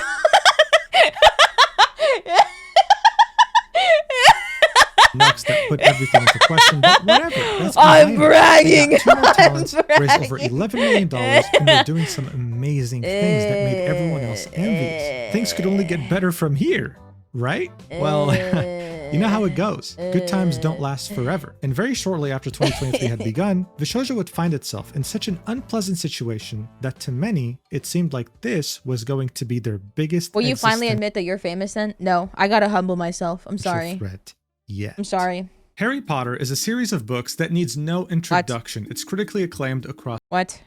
Why did we just jump to Harry Potter? What the fuck? Wait, what? It seemed like this was going to be their biggest existential threat yet. Harry Potter is a series of books that Is he doing an ad? needs no introduction. It's critically acclaimed across the Fuck! He literally pulled the same idea I just did. What the fuck? world. The same can be said about the movies that were based on those same books. This of course resulted in having a very large and extremely passionate fan base all across the globe. The person behind these books is none It's other not an than ad? J.K. Oh. Rowling. And for most of her career, she You was have over 100k followers here on Twitch. I'll be so for real. Okay, let me go ahead and debunk you real quick. I used to be a Minecraft content creator. I used to do the fucking carrot farming shit. If you remember a girl, if you were ever into Minecraft and you watched a streamer that was farming carrots for hours and hours on end. Hi, hello. I'm alive. I did not die. I used to do carrot farming. That's all I did on Minecraft. That's all I did 24/7 every day. Farming carrots. I did that on Skyblock. Wait, you're here? You're oh, that's you. I used to do that. Oh, I remember that. Yes, I used to do that. I had a lot of fun doing that. The fans were quite wild, I'm not gonna lie. But I would literally do that, and I had like this running joke that because I loved farming carrots so much that my community at that time made a joke that I was gonna beat Technoblade. That actually happened. I had like I think 60k followers, 60k followers at that time. So yes. Fast forward now. I'm a VTuber. Fast forward now. I'm a VTuber. loved by pretty Is Rock from that era? No, I think Rock came from when I started VTubing, actually. You know who was in that era? Bench. Bench has been like a day one. much anyone who loved Harry Potter. Her humble background, as well as her authenticity, truly made it hard to dislike her. But then one day, Bench just and like many Blue. other celebrities, she decided to take the decision of splitting her audience in half by becoming political. You see, in 2011, the Syrian population would revolt against its current regime. The result would be a civil war that would last for over a decade, destroying huge chunks of the country and spreading Syrian refugees all across the world. It would be dubbed the Syrian refugee crisis. No. And at a certain point, political voices You should do some more carrot farming. No, I'm good. No. I have not touched Hypixel Skyblock or anything like that. I have not touched Skyblock in so long. And my reasoning, it's not the same. Because again, the running joke was I was gonna beat Technoblade in the farm race. So last time I opened it was like I think 2 years ago on his anniversary. So I couldn't do it. And I don't have the heart to open up Skyblock again. Yeah. I don't blame you. Yeah. It's not the same. I didn't want to be a Minecraft content creator anymore after he passed. I just felt like Minecraft was not the same. That's understandable. Yeah. I didn't want to be a Minecraft content creator. I became a VTuber because he kind of was like, he was like the one that like was like, I think that you would do well in whatever you succeed in. Like whatever content you succeed in, you'll do well in it. And so I became a VTuber. And I waited every day for him to get back online. And yeah. And I was hit with the news and I just couldn't go back to Minecraft anymore. It was before actual VTuber model after the start of VTuber. Yeah. Everyone has that 2-week Minecraft phase. Well, this was a pretty long phase, so.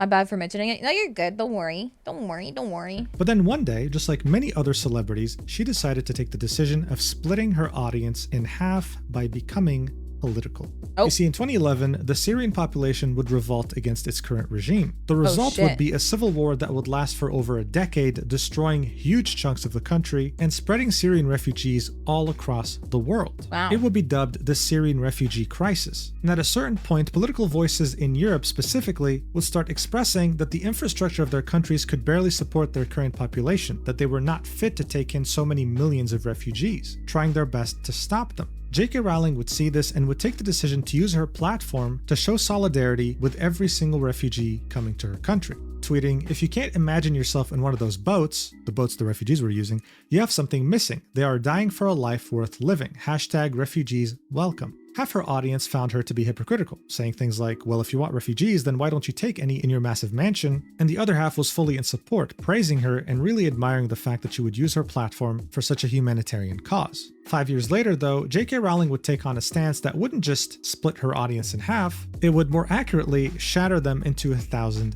pieces. She would criticize an article for using the term "people who menstruate," saying, "I'm sure there used to be a word for those people. Someone help me out. Wumben, wimpend, wumid," implying that there's a word for this. It's called women, and that people who menstruate is a silly term. People, specifically the audience that had supported her so staunchly during her 2015 moral stance, were outraged. But J.K. Rowling doubled down, tripled down, quadrupled down. Honestly, she went all the way to the moon. What the fuck? What the fuck?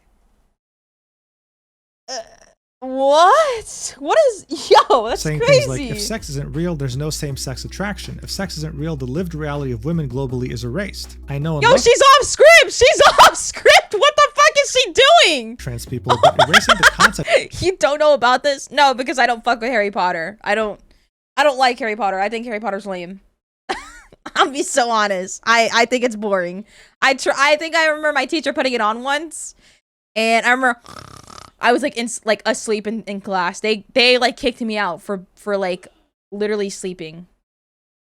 Well, you're lame. I'm sorry. I tried, bro. I'm sorry. I tried. I just didn't get into it, man. This isn't real. The lived I reality... literally didn't get into it at all. I was a bones guy. I was like reading like Dork Diaries. Women globally is erased.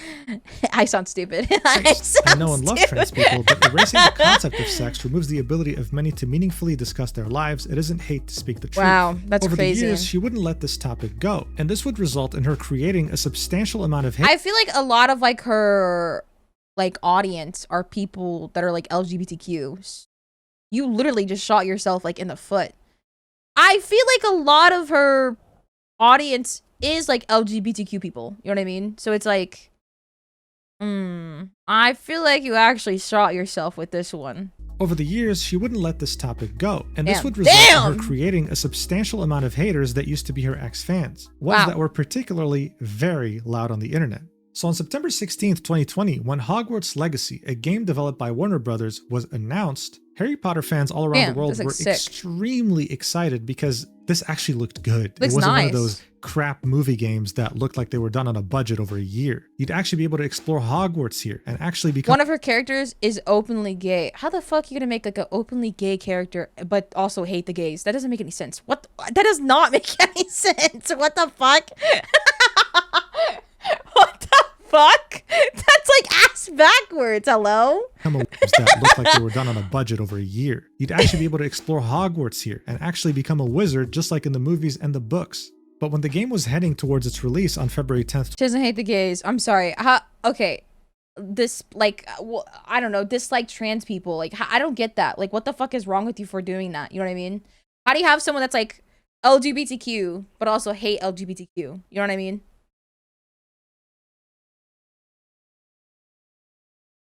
I heard what happened towards the people who played it. It was really confused. I forgot some of them hate this game. This looks nice. It's like a really excited because this at least like the actually looked good. I remember people were asking if I was gonna play this game, and I was like, no, I don't like Harry Potter. It wasn't one of those They're like, oh no, why? And I was like, I think it's boring. They're like, oh, I thought because I was like, yeah, I just think it's boring. I don't know what the fuck you're talking about. crap movie games that looked like they were done on a budget over a year. My dad played this game with zero knowledge and he loved it. So I'm sure it's fun. I'm sure it's fun. It looks like a good game. Hogwarts here and actually become a wizard just like in the movies and the books. But when the game was heading towards its release on February 10th, 2023, those J.K. Rowling haters had another idea. This post on Gaming Circle Jerk would be one of many, saying, a friendly reminder from your mod team that this woman is a TERF and anyone who pledges to support her monetarily is also a transphobe. Oh. TERF being an acronym That's meaning trans exclusionary radical feminist, a term that J.K. Rowling had used openly in order to describe her beliefs. This post was made by a mod of the Gaming Circle Jerk subreddit and drew over 4,000 comments. This wasn't the only subreddit or community that echoed these statements. And so when the game came out, and actually had an astounding success, wow. Those people boycotting the game shifted their attention to the people who bought it. More specifically, people who were making content about it, helping spread the word about how good of a game it was. It looks like a good game. I'm not gonna lie. The Hogwarts Legacy harassment campaign would begin. And you had people like this individual make an entire website where you could put the username of a streamer and it would tell you if they played that wizard game. Chat harassed a streamer for playing the new Hogwarts Legacy game to the point where his girlfriend starts crying. That's what, yo, what the fuck, man? I'm not gonna lie, I feel like that's not helping your case. That's not helping. That's like not helping your case. What the fuck? Where you could put the username of a streamer and it would tell you if they played that wizard game. This was taken to the absolute extreme. And here's just one example. The channel Girlfriend Reviews features a couple playing games, and the chat was harassing them so much throughout their playthrough that the girlfriend in question started crying and ended the stream. Bear in mind, this was a streamer who had a donation link to a charity that helped the LGBT. Oh, that's fucked. Oh, that's so fucked. What the fuck is wrong with you? What? What? Stream. Bear in mind, this was a streamer who had a donation link to a charity that helped the LGBT directly. But these fanatics made no differentiation. And one of the people who had suffered the most from harassment and other disgusting things in relation to her playing the game was none other than the VShojo talent Silverveil, being absolutely harassed to tears just for having played the game. Here's a clip of that in which he describes what she's been going through just for having launched that game on stream. Watch. And harassment and doxing and people doxing my friends and like so much horrible, vile things, all from streaming a fucking video game. So this wasn't just harassment.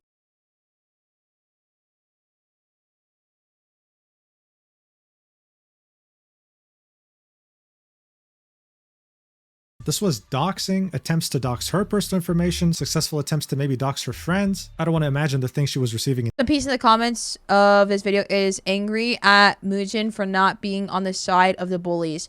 Yo, I get boycotting a game. I'm sure that there are some people that are not well aware of like what is even happening like with the Arthur, you know what I mean? So it's like, what the fuck? But you go and harass them. You know what I mean? I wasn't. Yeah, that's what I'm saying. Like, I didn't even know. What the fuck? I didn't even know. I'm just finding out, man. I'm just finding out. So it's like, what the fuck? Like, I think I get wanting to boycott, but you sending like a mob hates, you mobbing, brother, come. That does not defend the fucking case that you are fighting. That actually doesn't. Fighting fire with fire does not fix shit. Have we not to learn? Have we not to learn? Come on.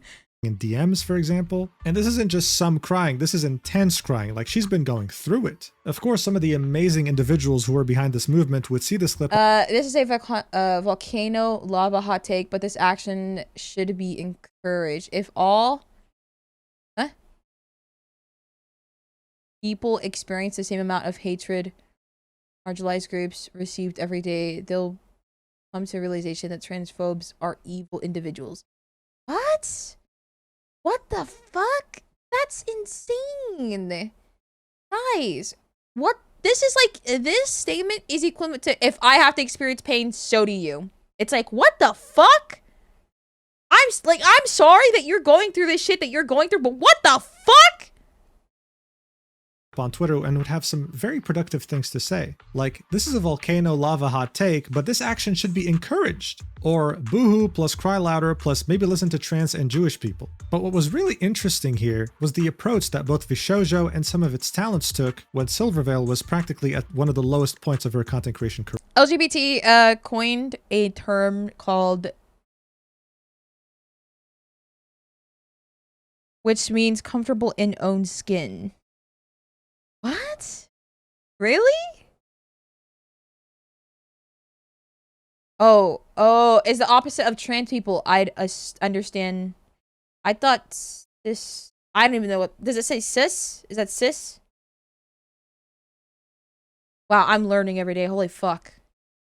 This is hurting my brain. I'm so sorry.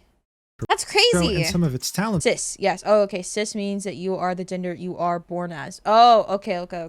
took when Silverveil was practically at one of the lowest points of her content creation career. One of the only people who would speak out in support of Silverveil was actually Iron Mouse, saying nobody deserves to feel threatened and live in fear every day of their life. That is not right. Specifying that there are ways to support the LGBTQ+ in positive ways, while hoping that people become a little kinder to each other. W,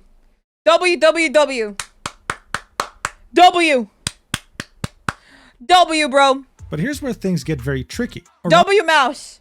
Holy fuck. She's like, yo, back the fuck up. I feel bad, bro. That sucks. Like, I get, like, your motive to wanting to feel like, yo, guys, don't fuck with this game because this person sucks. You know what I mean? I get that. That's totally understandable. But I feel like if you are mobbing, if you are sending hate raids and mobs to people just because they're playing the game, and some of the time they probably don't even know, that does not literally back up whatever the fuck you're trying to support. You know what I mean? That does not make you look good.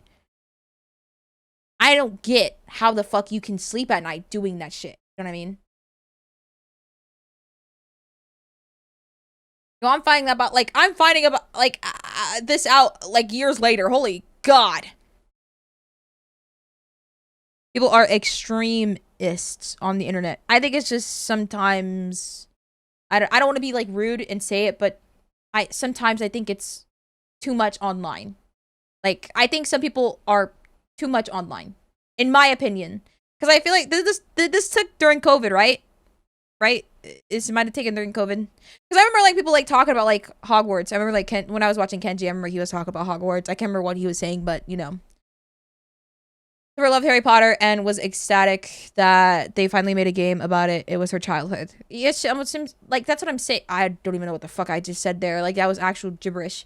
But that's what I'm saying. It's like she probably just wasn't even aware. That's like people who harass workers and not the company itself. Yes, thank you. People are chronically online. This is true. Yes. Fucking hell, bro. Holy shit, dude. This is like we're only an hour in. While hoping that people become a little kinder to each other. But here's where things get very tricky. Around the time this harassment campaign was taking place, Fruit, who is another VShojo talent, would tweet, "It costs me $0 every day to be kind and accept people for who they are. So for every like this tweet gets, I'm donating $1 to Mermaids, a charity that supports gender diverse children." Seeing that no one except for Iron Mouse had said anything about Silverveil being harassed,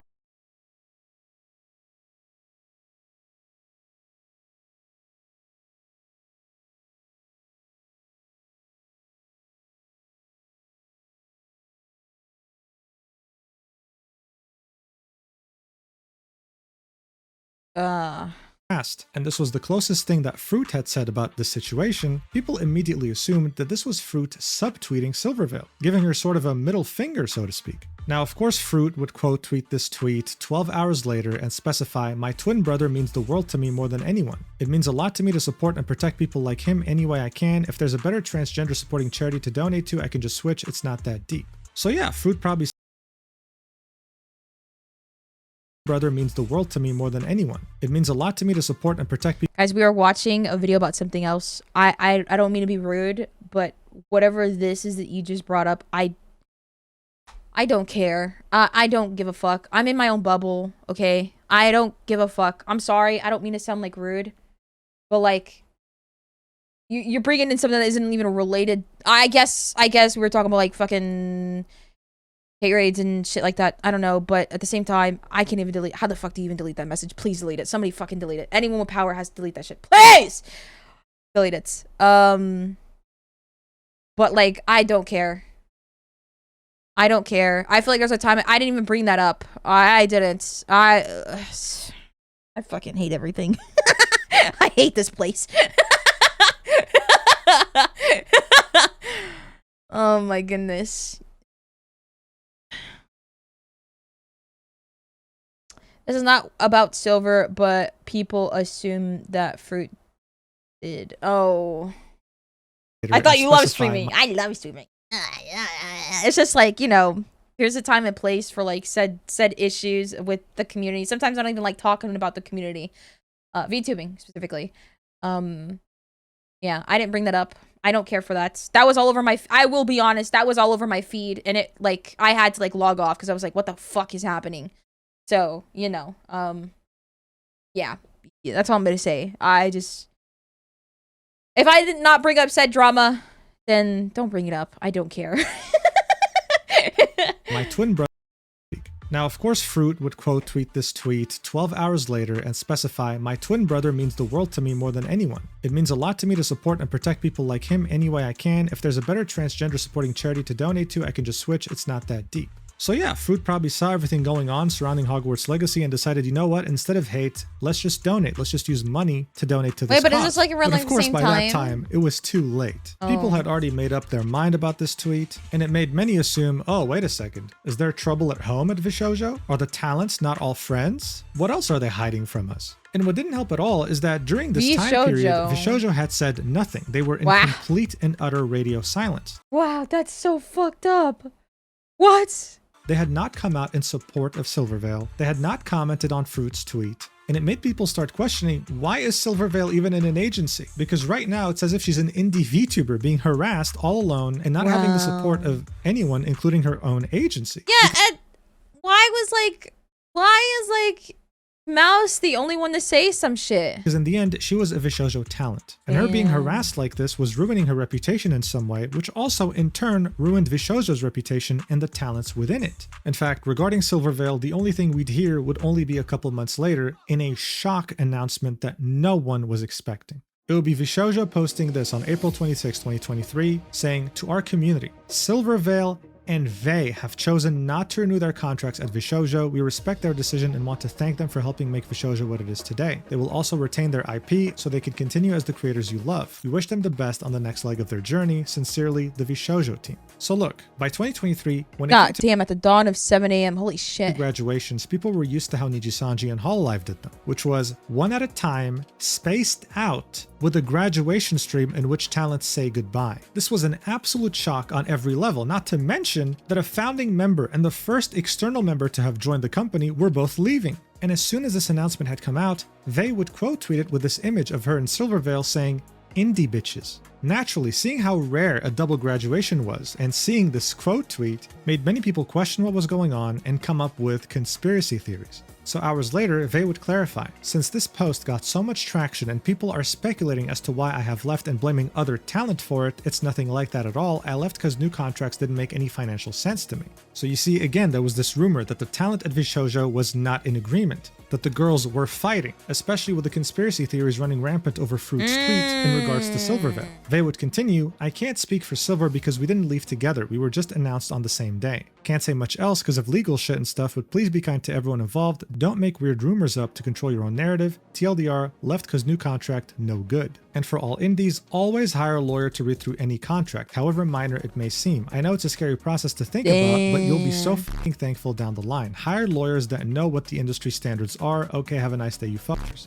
So this was her attempt to completely kill any speculation or conspiracy theories surrounding her graduation. She just wanted to move on as soon as possible. Silvervale would echo the same exact statement on her stream, saying this, watch. Anyone missed the announcement? Vey and I are both leaving. We were announced the same day, but It has nothing to do with each other. It was independent. We are just being announced on the exact same day. So this whole thing was kind of messy. Why announce two talents at the same time and have to make them both make separate statements saying, guys, it just so happens that we both wanted to leave the company and they announced us on the same day. Yeah. It was definitely a shock, but hey, at least VShojo kept their word. They would be keeping their IP. This wasn't a graduation in the traditional sense because nothing would be changing. They would continue streaming just like they did before joining VShojo. And so as soon as people were starting to finally process this news and maybe even start to move on, just a few days later, VShojo would come up with another bombshell saying, to our community, we'd like to inform you that Nyanners has decided not to renew her contract with VShojo. We fully support Why the does he decision keep and are saying grateful her for name the like that? contributions to the growth of VShojo. Nyanners will retain her IP, ensuring she can carry on as the beloved creator you know. We wish her the best in her future endeavors. Sincerely, the VShojo team.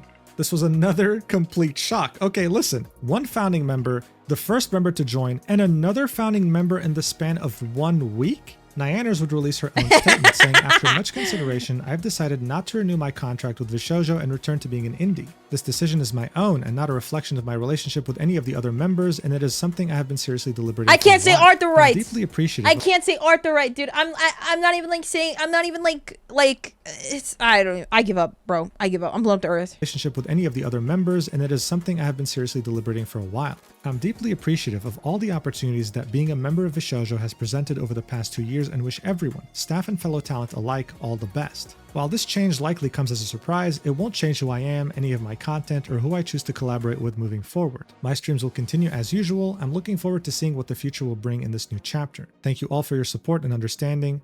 Nyanners. So again, dispelling the rumor that no, this is not because other talent in the agency is pissing me off or is being toxic. This is my own decision and I'm leaving with no drama. I just want to put this behind me. But how can we just put this behind us and move on so easily when so many members had left in just the span of a few days? VShojo had 10 members by this point, and they had essentially lost 30% of their talent roster just like that. If the talents were truly happy, then that wouldn't have happened. So what the hell was going on? More importantly though, was anyone else going to leave as well? And that's when people understood there was a risk that Iron Mouse could leave. And if she did, this talent agency would have, without exaggeration, imploded in just a few months afterwards. So people were obviously concerned. They loved VShojo, they loved the talent there, they didn't want to see it implode. So many were asking Iron Mouse, hey, like, are you gonna stay? Are you gonna leave? To which she responded. This is a clip that was in False ID's video from over 2 years ago, in which she says that she's currently negotiating. Watch. Have to make this very large. Good news or bad news? I don't know. I don't know if it's good news or bad news. Leaving VShojo, guys, I'm still in contract negotiations. So this definitely didn't reassure her audience or anyone who was a fan of VShojo. Iron Mouse was in contract negotiations. 3 talents had just left. If she leaves too, we can safely say the agency's not really going anywhere. So without exaggeration, it was facing an existential threat. And seeing how often people would see VTuber agencies establish themselves then literally fall apart within a few months, the same fate awaiting VShojo didn't really seem that far-fetched. Except it was, because shortly after this, in the summer of 2023, VShojo would begin a new chapter that would thrust it straight into its golden age, where it finally became a global contender. One could say that VShojo started taking their first steps towards a golden age barely 10 days after Nyanners had officially left the company. Yes, even though the entire agency's future was being put into question, they managed to surprise everyone on May 11th, 2023, when they would announce that they'd be adding the first English-speaking VTuber to their roster since Vei in 2021. And that VTuber would be Henya the Genius. Someone who already was very beloved and had one hell of a fan base in another corporation and had left it recently, not being able to keep her IP and restarting in VShojo. And one of the many things that made her special is that she was both fluent in English and Japanese, which helped her further bridge the gap between VShojo and their Japanese subsidiary. But the agency wasn't done here. Just barely a few months later, they would also recruit yet another new member by the name of Giga, another independent VTuber that was already established and had a fan base that was going to follow her into VShojo. Fire what made these emoji. two talents special is that they weren't problematic at all. If anything, they were wholesome and well liked by the community. This was VShojo heading in the right direction, but it was them barely getting started. Damn. You see, at the time, one couldn't simply ignore just how big Nijisan's English branch had. Yo, where did Ren go? Where did Ren go, bro? Here you go, Gojo. There you go, go. Sorry. gotten. Just like their main competitor Hololive, they had established some very well-known household names Brother's in on the a VTuber fat industry, hiatus, and with man. them came very passionate and sometimes rabid fan bases Isn't that that would streaming do anymore? anything to Nah, show their love I to think he's like on vacation. Wink. their idols. In other words, they bought any merch you threw at them, okay? They were money printers. So when some talents started to all of a sudden start leaving Nijisanji around the end of 2023, VShojo would take notice and take full advantage of the situation, announcing the recruitment of a new member very shortly after Giga. This time, it was Kuro, an ex-Nijisanji VTuber that had a very loyal fanbase and had an established identity in the scene. But they were on a roll because barely 2 weeks afterwards, they would announce yet another member joining, Matara-kan, also being a very well-established ex-Nijisanji member. These two would have an indescribable positive impact on VShojo's PR. Kuro would bring in some much-needed humor and expertise from his days at Nijisanji running a big fanbase, and Matara would come in to act like some sort of a maternal figure to the VShojo talent roster, balancing the chaotic energy exhibited by the rest of the roster. All this would serve as the building blocks, as the foundation to the most important moment in VShojo's history, when they would take complete advantage of the downfall of one of their biggest competitors. On February 2024, we would witness the biggest PR disaster in VTuber history, when Talon Tatsuki, one of Nijisanji's English VTubers, would attempt to leave this planet twice, citing the toxic work culture at Nijisanji as the main reason. And instead of trying to fix or even salvage the situation, Nijisanji decided to terminate her. What would follow would be mass graduations of the English branch of Nijisanji, and their reputation would never get close to recovering. VShojo would see this and would take this opportunity to devour Nijisanji's massive rotting corpse in order to replace them and claim their spot of top 2 VTuber agency competing directly with Hololive. On April 2024, they would recruit Michi Mochievi, another very well-beloved and established ex-Nijisanji talent. And what would happen afterwards is the complete and full redemption of VShojo's reputation.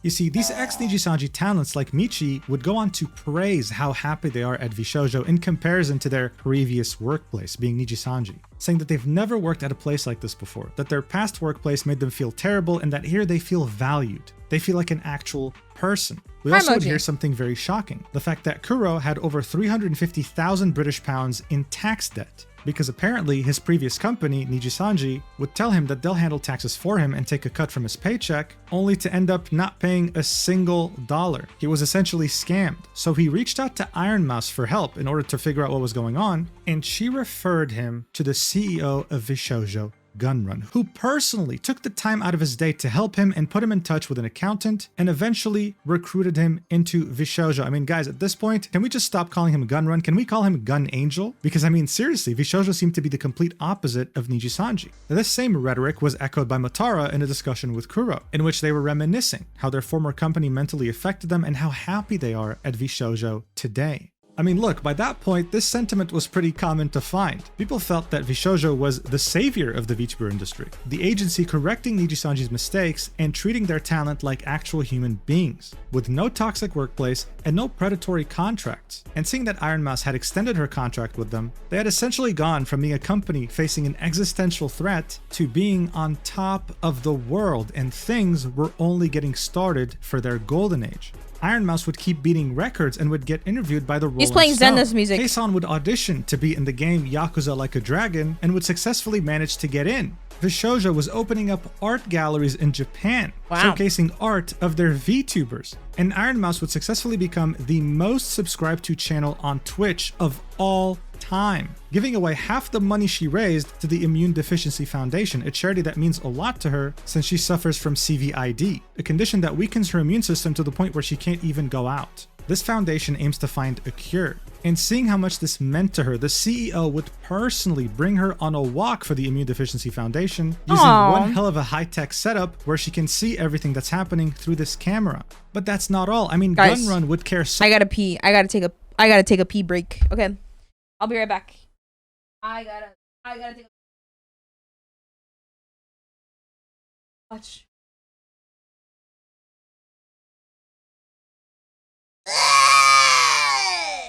Okay. I'll be back.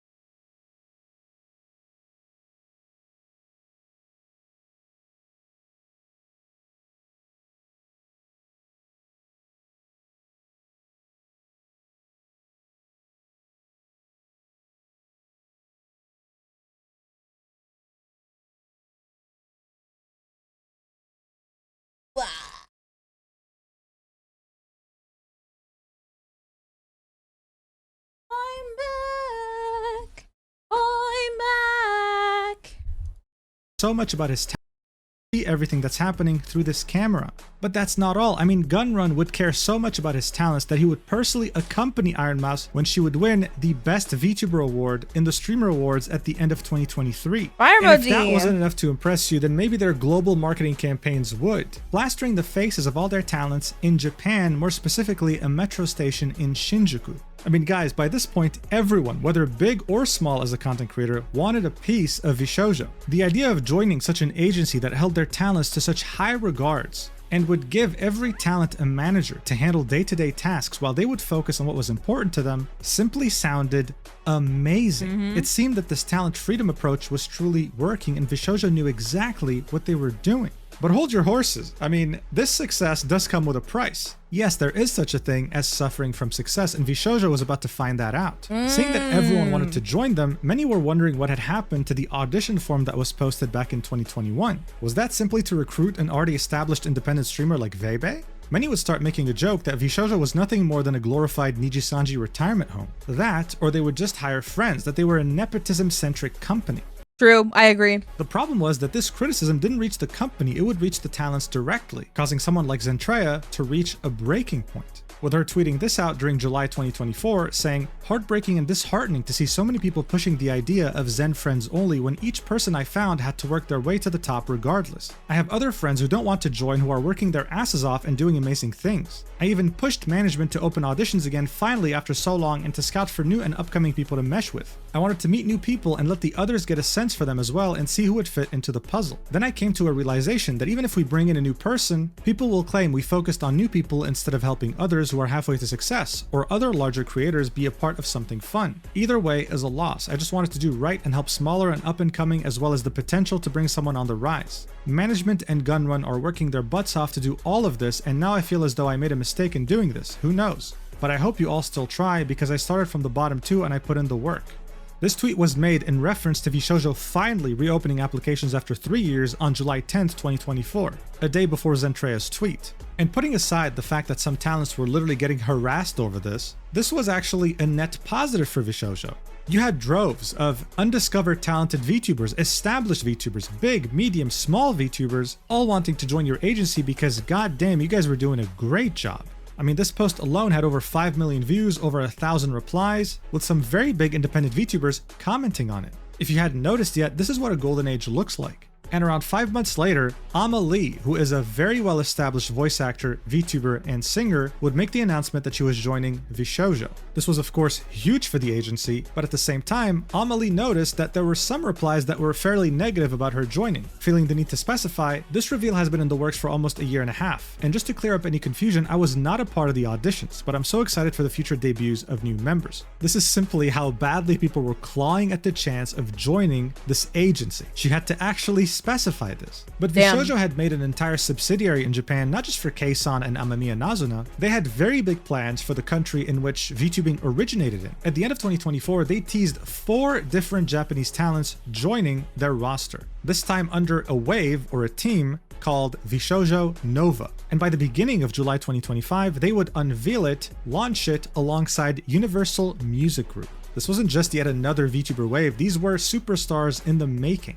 I mean, at this point, maybe Gunrun saying back in 2020 that VShojo was going to be a new era of VTubing wasn't so far-fetched. Not only were they on top of the world, but now they were considered a direct competitor to Hololive and someone who had very easily outdone Nijisanji. The sky was the limit, and if this company became worth $1 billion in the coming years, no one would have been surprised. But you see, speaking about money, how did they make it exactly? You see, this was a question that would start to be asked as early as 2023. Agencies typically took a cut of sponsors, donations, subs, and merch from talents in order to sustain their business. But VShojo would only do so, as far as we knew, whenever they brought in a sponsor and whenever there was merch on the line, never taking any of the donations or sub money of their talents. I personally got the chance to speak with someone notable in the content creator industry, and they told me that VShojo for them was a red flag since 2023, truly wondering how this company even functioned and made money. This Redditor right here was also wondering the same thing, and I mean, look at the top comment. It said, "I think there's a running joke about this because I swear I've seen Henya, Kei-san, and Giga all commenting, I have no idea how VShojo makes money, insinuating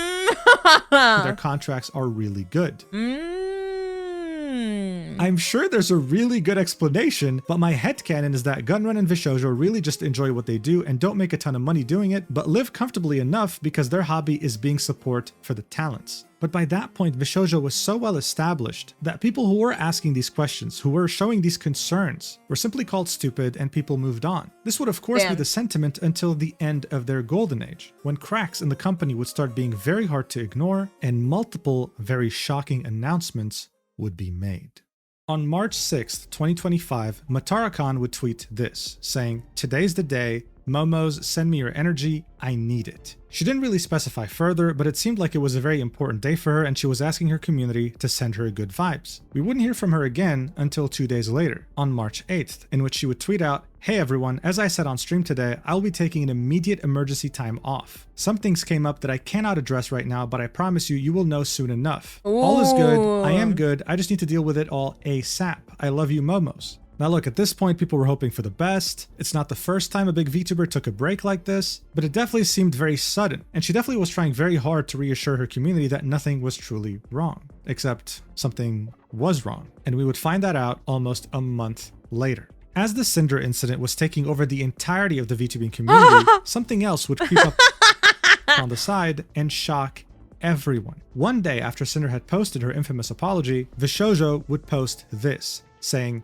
"Dear community members, we want to share that after careful thought and consideration, we've made the difficult decision to formally part ways with Matara on May 5th, 2025. We're genuinely grateful for everything she's brought to VShojo and wish her the best moving forward. Goodbyes are never easy, and we understand many of you deeply care about Matara as we do. The best way to support us both right now is with kindness, understanding, and respect for everyone's feelings and privacy during this transition. We're committed to our incredible talent, community, and the values we share. Thank you all for your empathy and continued support." To say that people were absolutely shocked by this is an understatement. As I said, up until that point, Matara was seen as the motherly figure of the entire talent roster. She'd be someone with an opinion that was highly valued in the company, and would, throughout many occasions, sing the praises of VShojo. So why the hell was she graduating, and why was it so sudden? Well, here's what she had to say about it. "VShojo made the decision to part ways with me on March 6th, effective May 5th. I thank the girls, plus Kuro, for the great times we had together and the wonderful moments we shared in the last 18 months. I wish the remaining talent in VShojo the best of luck in their activities. I love them very much and I will carry on being their bug auntie. I will continue streaming as Matara-kan because I am Matara-kan, and I hope the Momos can still cheer me on even if I won't be Matara-kan of VShojo." So this tweet actually didn't specify much, but it gave us a couple of clues. VShojo made the decision to part ways with me on March 6th. The same exact day she said, "Today is the day, Momo, send me your energy, I need it." 2 days before she said, "I'm taking immediate emergency time off." But realistically, we really had no idea what was going on. It just seemed like VShojo had fired her in a way. And as people were barely recovering from what had happened with Cinder and what was now going on in VShojo, 2 weeks later, another bombshell announcement would drop. Mountain Dew, one of the co-founders of VShojo, would say, "After 5 years, I am leaving VShojo. For the past 5 years, VShojo has been an integral part of my life and journey. Since its inception, I have had the honor and the privilege of working with some of the most hardworking and intelligent team members and have made many friends throughout the VTubing and streaming community. I will always cherish the time we spent together. I take great pride in my contributions to the growth of the VShojo brand, helping shape what it is today through my involvement in most of the forward-facing, large-scale media and the behind-the-scenes growth operations within the company. As of today, I am formally stepping down from my position as Chief Marketing Officer and departing the company to explore new creative endeavors. While this was a difficult decision, I believe it is the right time for me to embark on a new chapter of creative fulfillment in my life. Thank you all for the wonderful memories. See you soon, Mountain Dew." As far as we were concerned, this was a legend in the industry, flexing what they had done in VShojo and saying goodbye in order to do bigger and better things. What the fuck? This is really weird. How do you, like... Okay. Alright, whatever. That's a little weird, but okay. Overall though, this post definitely felt sudden. Yeah. Why now of all times? Why 2 weeks after Matara had left? What was going on at the company? We wouldn't get an answer. Instead, a month later, we would get yet another announcement from VShojo announcing that Giga will be parting ways with the company. On the same day this announcement would be posted, she would specify in a tweet saying, "As of June 27th, I am terminating my contract with VShojo and will be an independent creator once again. This decision took a long time to come to terms with, but is definitely the best choice for my future. I love my members in VShojo more than I could ever say, and I will always be their friend and support. There is no world where I want to be without them both as a creator and as a person, and that is something that doesn't require a contract with an agency to still hold true. I'm wishing all the remaining girls and our dog which is Kuro, success, always. I'd especially like to thank my manager at VShojo, Kenzo, for always doing his absolute best for me and making the most of our time working together. Love you lots. As far as my streaming goes, nothing will change from this, as in indie I handled pretty much everything myself and can easily do so again. Nothing changed when I joined, nothing's changing as I leave. I do have a lot of cool projects coming up very soon, so I'd appreciate everybody's support. I'll see you on stream soon. Aww. And she did stream, only to give a very surface level explanation as to why she had left, citing disagreements with management, working on some projects that would never see the light of day, things like that. And again, as people were barely processing the idea that so many talents had been leaving so quickly from VShojo, 2 days later, on June 27th, 2025, VShojo would announce that Zentreya, a founding member of VShojo and someone who was at this point representing the brand itself, was leaving the company. People were wondering why? Why now? Why you? Someone who has championed VShojo as a company and who seemed like they were never going to leave. And here's what she had to say. On July 11th, I will be leaving VShojo for new opportunities and a new adventure. My time here was long, and I had many fun moments. It will feel like the end of the world, but know that I will always be here for all of you. Nothing will change other than where I am currently at. Thank you to VShojo for many years and the memories. Sadly, times change and paths change, and I decided I wanted to follow my own path and do new things in life. I hope you all will continue to follow me on this adventure. I know change is scary. It's a scary thing to see something you saw grow change, but that is how life goes. We all take this walk eventually. So let's go on this adventure together. Thank you for all your continued support, and even if this is where you're— Wait, she left the day Superman came out. It was a message. What was the message that you got? Tell me now. What was the message that you got? Oh, that she's secretly Superman. Stop is, and thank you regardless, and best wishes to VShojo. I'm gonna kick She your would then ass. specify further on the stream that she was doing this for I'm gonna more kick both opportunities and for y'all's personal ass, dude. reasons. She, much like the other Guys. talents that had left VShojo so far, didn't I want believe that. any I'm drama gonna or kick everybody's speculation. ass. And just like that, in the span of like a couple of months, 3 talents, including one founding That was a good panini. member had Sorry, left guys. VShojo, and let's I'd not let y'all forget know. that they were joined by the chief marketing officer, Mountain Dew. This wouldn't be the first time VShojo would go through this, we saw this ourselves. But this time felt very different, especially because after a couple of weeks, even Panini had left the company after 3 years. This was the director of talent of VShojo. So you weren't just getting talents leaving, you were also getting some pretty integral people running the company leaving as well. What was going on here? But of course, as you might have guessed, we weren't done here just yet. 7 days later, Iron Mouse would tweet out, "I'm so sorry for not streaming as much these past 2 weeks. I have been going through a lot, but I hope to get back to streaming soon." People just assumed she was tired, dealing with some symptoms of a sickness, or just overall needed a mental health break. But everyone couldn't have been more wrong in this regard. Getting slapped across the face sideways only 3 days later, when Iron Mouse wouldn't tweet out anything, but instead would release a YouTube video titled, "Why I Left VShojo." And all you really need to understand the gravity of the situation is listening to the first 30 seconds. Watch. I am leaving VShojo. Unfortunately, I recently found out that for the past couple of months, I have been misled by VShojo. With the information that I currently have, I believe that I am owed a significant amount of funds, which I have not been paid. And most importantly, the thing that hurts me the most is that the Immune Deficiency Foundation, which is the most important charity to me, and also the reason why I'm here today, is owed over $500,000 from VShojo. So not only was she not getting paid by her agency, but they were withholding $500,000 from her that was meant to go directly to charity. She had trusted them to make the payment on her behalf, and they didn't. That's something a supervillain would do. In the rest of the video, she would go on to introduce herself again to anyone new that was watching, describing to them just how important the Immune Deficiency Foundation is to her, how they saved her life, and how she started streaming due to her condition in the hopes of simply finding friends, never thinking she'd grow this big. She also reveals that she's speaking to an attorney at the moment. She can't really reveal everything just yet, but what she can say is that around the time she was renewing her contract, when she was having second thoughts, Gunman would push this idea on her that the company needed her to succeed, that if she were to leave, VShojo would fall apart. Now, yes, to an extent, that is actually true, especially after Nyaner, Silverveil, and Vey had left at the same time. But this resulted in her ironically feeling trapped in an agency that claimed talent freedom. She wouldn't be able to leave because she felt responsible for both the company and the talents that she loved very much in it. It was simply tragic. And then she would specify that she wasn't giving up. She would start a new fundraiser on Tiltify, and the cool thing about Tiltify is that they receive the money, the creator doesn't touch a single dollar, and they then send the money to that charity on their own. Within just a few hours, Iron Mouse had raised tens of thousands of dollars, absolutely eclipsing her initial $10,000 goal, with the entire VTuber community backing her up and encouraging everyone to donate. Soon this news would spread like wildfire. Iron Mouse, one of the biggest streamers on the planet, was scammed $500,000 from her agency that was meant to go to charity. The Pandora's box was officially opened. VShojo was fair game. And when it comes to internet drama like this, once it rains, it fucking pours, baby. And now you had many people come out with their grievances that they had with the company. Like this music composer here saying nowhere near what Mouse is going through, but for the past year, VShojo has been habitually late in paying me commissions, sometimes leaving thousands of dollars of my invoices unpaid for months at a time. I tried to be patient, but knowing they were stealing charity money from Mousy while this was all happening makes me sick to my stomach.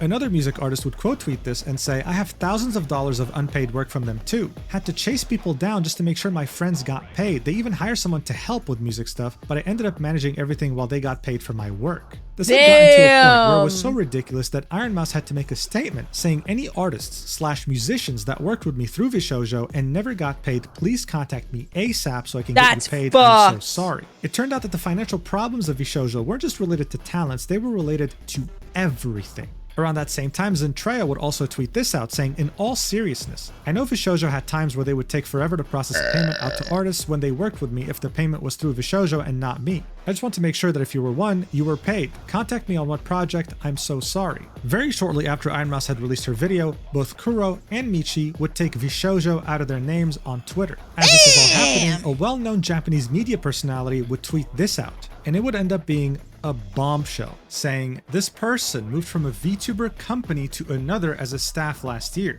bragging about his new income. He thrusted me a few of his new business cards to give to my good contacts. I found the action obnoxiously rude, but maybe he was too young and friendly to know better. Then the motherfucker wanted to meet up for tax advice because I'm a native in Japan and I hire an accountant. I was asked to have dinner in his area, which was quite far from me, splitting the bill. That day I got convinced I didn't like the guy. Yet because I loved the talents he worked with, I was only secretly hoping he would lose his job one day. Recently, I heard from another creator that he was showing photos of VTubers' real selves while revealing their personal info like marital status. I now wanted to find a way to warn other employees. Today I've learned the most despicable shit the company has done to their talent. Don't know if he's involved with it, yet all my personal grudge is nothing compared to such betrayal. Sometimes, unfortunately, managers or agencies can be the talent's worst enemy. Please always support the talent first. Holy so fuck. Here Shibuya Kaho was pretty much saying that there was someone who worked at a noted VTuber company, we can only assume it was Nichisanji, was then hired at VShojo, and that person was very careless with some of these VTubers' identities. Something extremely taboo, seeing that these VTubers valued their privacy above all else. I mean, they're VTubers for a reason, right? Yep. But even though that was despicable, she would still say that this is nothing compared to what VShojo had done by stealing $500,000 from Iron Mouse that was meant for charity.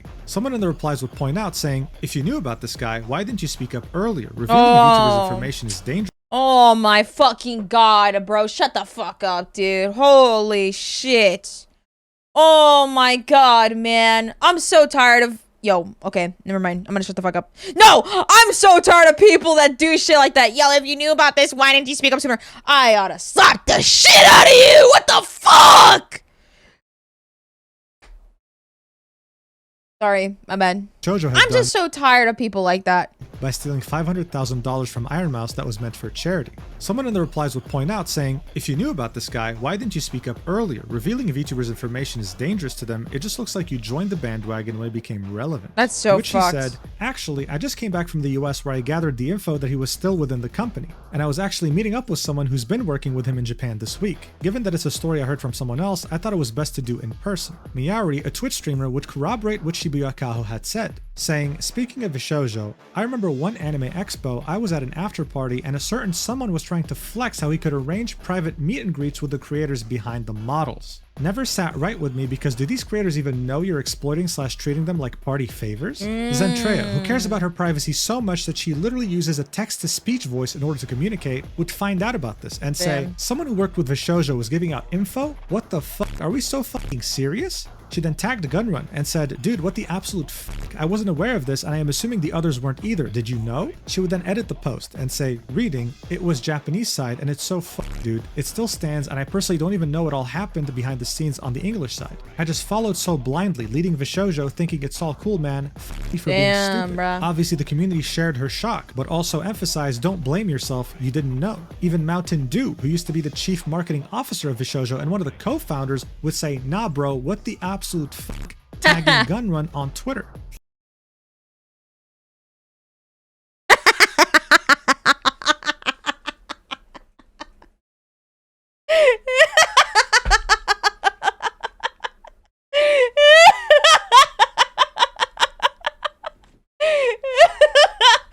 Oh, come on now, brother. Come on.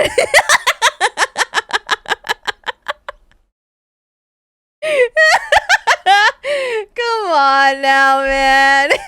Things were devolving, and they were devolving very quickly. Aw, with man, all of these events come on, barely happening brother. Within the span of 24 hours after Anniepants had posted her video. Now, seeing that Keisan was in a different time zone, she woke up to absolute chaos. Damn. But she wasn't just going to simply sit by and watch all of this burn. She Yeah, no immediately kidding. announced a live stream at 9 p.m. Japan time, with a thumbnail being, we need an explanation, please answer VShojo. In it, she would do the unexpected and bring on the CEO of VShojo Japan for Holy a discussion, fuck. giving him the avatar of a rat, saying, VShojo Japanese CEO for now.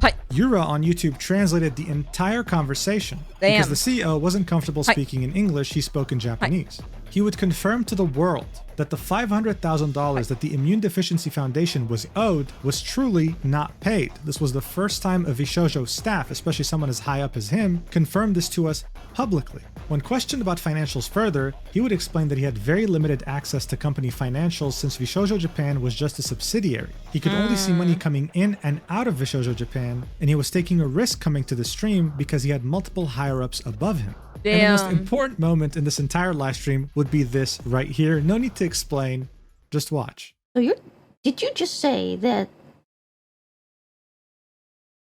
VShojo JP itself was doing good? そうですね。 In finances too? そうですね。 You haven't paid me. っていうことになるですね。その、本社の中の帳簿上はそうなってたっていうことは聞いてます。で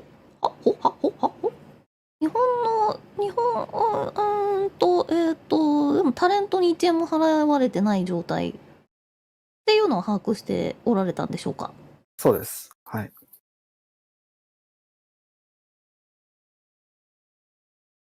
それは資金的にうまくいってないのでは？入ってくるお金と出ていくお金の数字のみを見たら、日本の支部っていうのはうまくやっていたってことですね。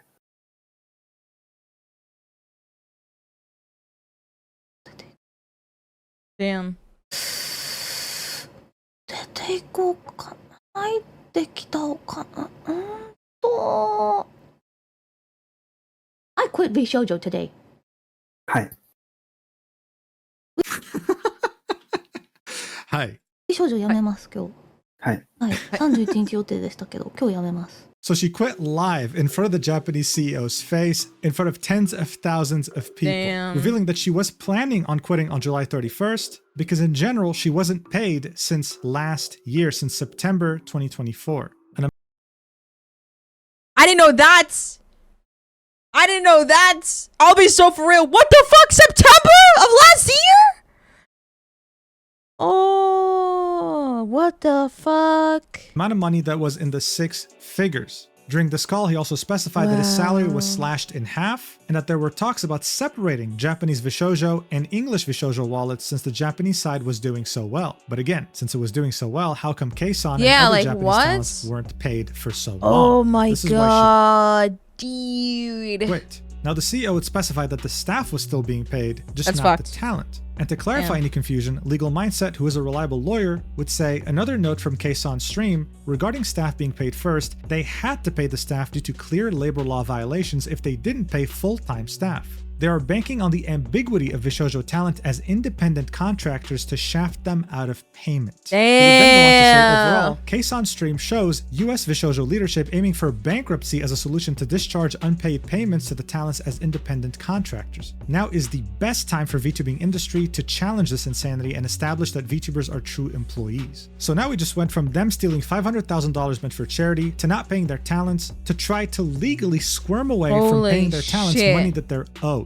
As this entire chaos was unfolding, Michi would go live to talk about what was going on. She would briefly go over how we got here, how she started VTubing as a way to hang out with friends, and eventually she would end up at Nijisanji and it wouldn't really end well. After Nijisanji, she'd be at a point in her life where she had picked up bad habits again and had a lot of baggage. So she was very grateful to VShojo for giving her a second chance, for saving her essentially, making her trust them fully. This is why she would sing their praises so much and so often. Something that she says she feels embarrassed by now that everything has been unfolding. Finally, she announces that she's officially quitting VShojo and that they also owe her a significant amount of money. She then says that of course there are other things, but she can't discuss them right now due to legal reasons. Amelie would join Michi in announcing that she will be terminating her contract with VShojo effective immediately and will be returning to being an independent VTuber and content creator. Kuro would also go live to talk about his experience, and he'd say that the first year at VShojo was amazing. The contract was amazing, and it was a complete difference to the first company he worked for, which was Nijisanji. He would then say that the second year got more weird, more disjointed, less collabs between the talents at VShojo like the first year, and overall, the vision wasn't as clear as it used to be. To him, VShojo began being a company with a lot of empty promises. But the reason why he and other talents didn't leave is because they would have many meetings with Gunrun and important staff, explaining their grievances and being told, being promised that things were going to improve. And they trusted them. Unlike other companies they worked for, they had the CEO listening to everything they were saying, telling them that don't worry, we'll take everything into account. But just like the other talents, this trust that Kuro gave VShojo wouldn't be rewarded in the end, saying that he also hasn't been paid since September 2024 and that he had only received the funds for the merch that he sold during his debut in 2023 in June of 2025, and only because his manager pushed for it so much. Obviously, that is crazy. He would then tweet out the fact that he removed VShojo from his name and would lose the VShojo logo on Twitter, saying, "And there it goes, how do you do, fellow indie VTubers?" Hime Hajime would then join her fellow talents and say, "I can confirm I have also quit VShojo. These past few years I got to meet and befriend some amazing people, but I can no longer be part of the company."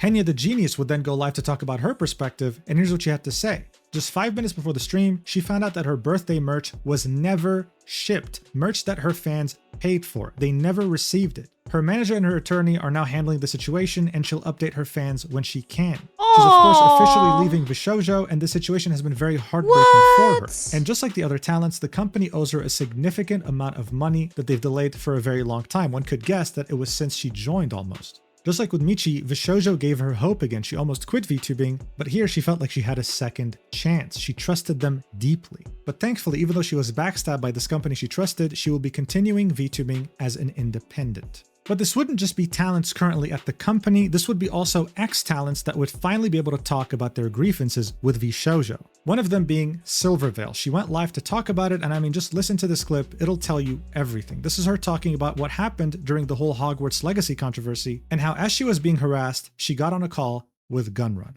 Watch. I was put into a call with Gun, the CEO of the company, like someone that I admired and I looked up to and I wanted to please, someone that I thought was the coolest person ever. And he told me that I was a damage to the brand. Damn. That I was a disappointment. Damn. I was told that me being harassed was an inconvenience to the other talents and not to talk to them. Yo, fuck that guy. What the fuck? Optics were more important than their own talents' well-being. Damn. And I was suspended from streaming. They said it wasn't a suspension because they weren't that kind of agency, but what else do you call being told not to stream? Yeah, as she was dealing with the harassment campaign, instead of the company supporting her, making sure she was okay, The CEO got into a call with her and called her a disappointment. Yo, fuck that Gunwon guy! was essentially siding with the harassers and doxers. Damn. After that, of course, she wanted to leave. Vei wanted to leave too for her own reasons that she would reveal later. But they would only allow them to leave together at the same time to make it seem like it was a joint decision and not an individual one. They couldn't complain because it turned out that their contract had no exit clause, which is, I think, pretty much illegal. And Nyaners, who wanted to also leave, wasn't allowed to leave with them. She had to graduate separately. Now you think, why is it that VShojo wanted Siding Silverveil with the and Vei to haters graduate? is crazy, bro. Yeah, like that's insane. Yo, she made you. Yo, she made you. She made you. What the fuck do you mean you're gonna side with the haters? She made you. What? Like what? What the fuck? Yo, they actually switched up on their day because one. after they left, they would start talking behind their backs to other talents, as well as the brands, artists, and business partners that they had worked with. VShojo management would make it their life's mission to What's up, pal? I'm so sorry. slander both Silverveil and Vei to make it seem like they were problem childs. Like the reason why they left and the reason why they got into so much controversy was their problem, not VShojo's. Wow. It was disgusting. But even after leaving, Silverveil wasn't done with the trauma of VShojo. She said that the threat of VShojo suing her haunted her for a very, very long time. Because at some point, before she even graduated, she had mentioned in her Discord that she was stressed and needed to cancel the stream. Her lawyer was immediately contacted by VShojo after she had posted that message, and they threatened to sue her if she just hinted that she was leaving or was unhappy at all at the company. She constantly felt watched and felt like she had to be very careful of what she said at all times. Wow. This wasn't a company who put talent first or valued talent freedom. This was a dystopian, nightmarish agency. People felt so sorry for Silverveil because she's had to keep this to herself for years, not able to ever talk about it. She said this was the first time she felt like she could start to heal now that she was able to talk. God damn, bro. Back to back. I feel so bad for her. First, it was like the Hogwarts shit. You know what I mean? She's gonna jump in Hogwarts. She leaves VShojo. Yo, she's getting like fucking... She's literally getting like the rug pulled from under her. From the CEO. And then she gets the rug pulled under from her again from Cinder. And now, like, what the fuck? Oh my god, dude. Holy shit.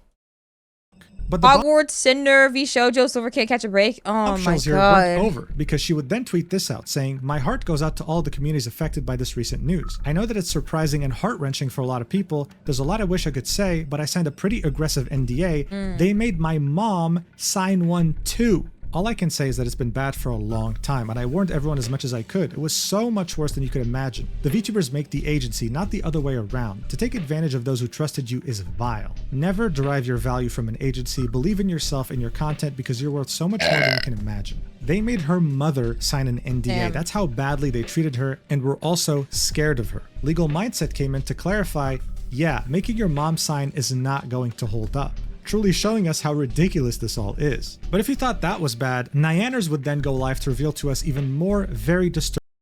Yeah, he's getting the name wrong. Hold on, give me 1 second. I'll be right back. Give me 1 second. I'm gonna make some gamer steps. Not a sponsor. This is not an ad. This is not a segue. This is not. I'm literally making some gamer subs, okay? I want some energy. Okay.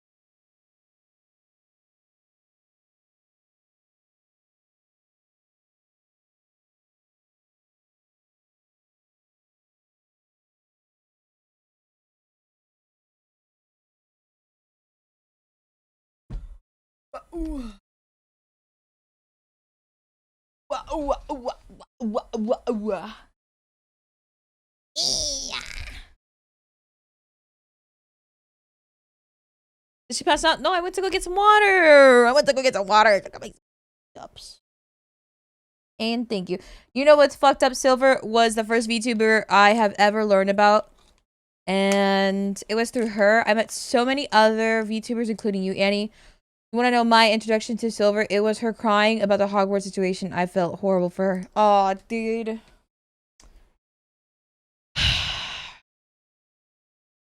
Yo, I feel bad for her a lot, man. It's shitty.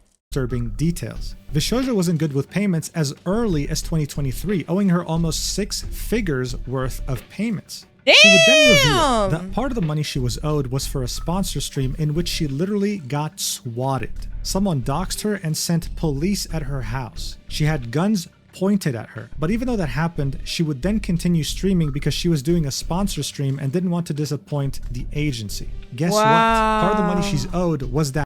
Wow. What the fuck? What the fuck? What? That stream. She wasn't paid for the stream in which she got swatted and kept going when she could have just easily ended. After leaving VShojo, within just a few months, she had made more money than she had ever made under the agency. The same thing applied to Silvervale. Since the first contracts had no exit clause, the only way Nyaners, Vey, and Silvervale were confident enough to leave was because VShojo at the time had an expired business license. Damn. Before leaving, though, she was still in the process of renewing and brought in a lawyer to review the contract. As she was doing this, she was guilt-tripped by the staff. We can only assume this was the CEO, saying things like, wow, she's so heartless, she's talking to us through a lawyer, which is ridiculous, by the way. Having a lawyer review a contract should be normal. It is normal. Her lawyer would then audibly be horrified during the contract call, sighing and saying, some of this is ridiculous, some of this isn't legal. We would then get further clarification on the graduations of 2023. Vey comes in the chat and specifies that part of the company's terms for her exit was announcing her and Silver's departures at the same time to avoid panic. Vey also didn't get paid for any sponsors from 2021 to 2023, and she needed to hire a lawyer to pester them 24/7 in order to get her money, which makes her believe that VShojo had used other talents' money in order to pay her. In the end, Nyaners thought that she was genuinely going to take all of this to the grave, never being able to clear her name. But when the Iron Mouse situation had unfolded, she finally felt like she was safe enough to talk to everyone about this. Aww. After that stream, she would tweet out, I'm so sorry, I'm still sick, so I gotta take today's stream off, but I wanted to express how thankful I am to everyone for all the support. Not just for me, but for everyone who's had to deal with this painful situation. It's heartbreaking they had to go through so much undue stress caused by the people they trusted in. I wish them all the best, and I know they'll go on to keep doing amazing things and have many brighter opportunities awaiting them. It was scary, but I'm immensely grateful and relieved to have finally been able to speak out about a lot that has weighed on me for the past 2 years. It was an incredibly difficult time for me that left me feeling so isolated and mentally burnt out for a long while. I know many others have felt the same way, and my heart goes out to them. To be met with the overwhelming amount of understanding and support from everyone when I thought I'd never be able to talk about this or have any kind of closure has helped me so much. Thank you for hearing me out and being so chill. It means the world to me. It's been an awful time for a lot of people, to say the least, but I hope that on the bright side of things, all of this coming to light can create meaningful change going forward. Seeing the VTuber community come together like this to lift each other up has been so nice to see.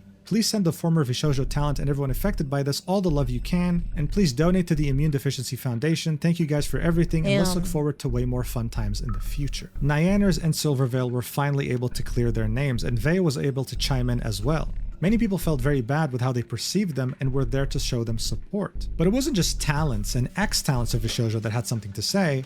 No, VShojo didn't need to have someone be a talent in order to mistreat them.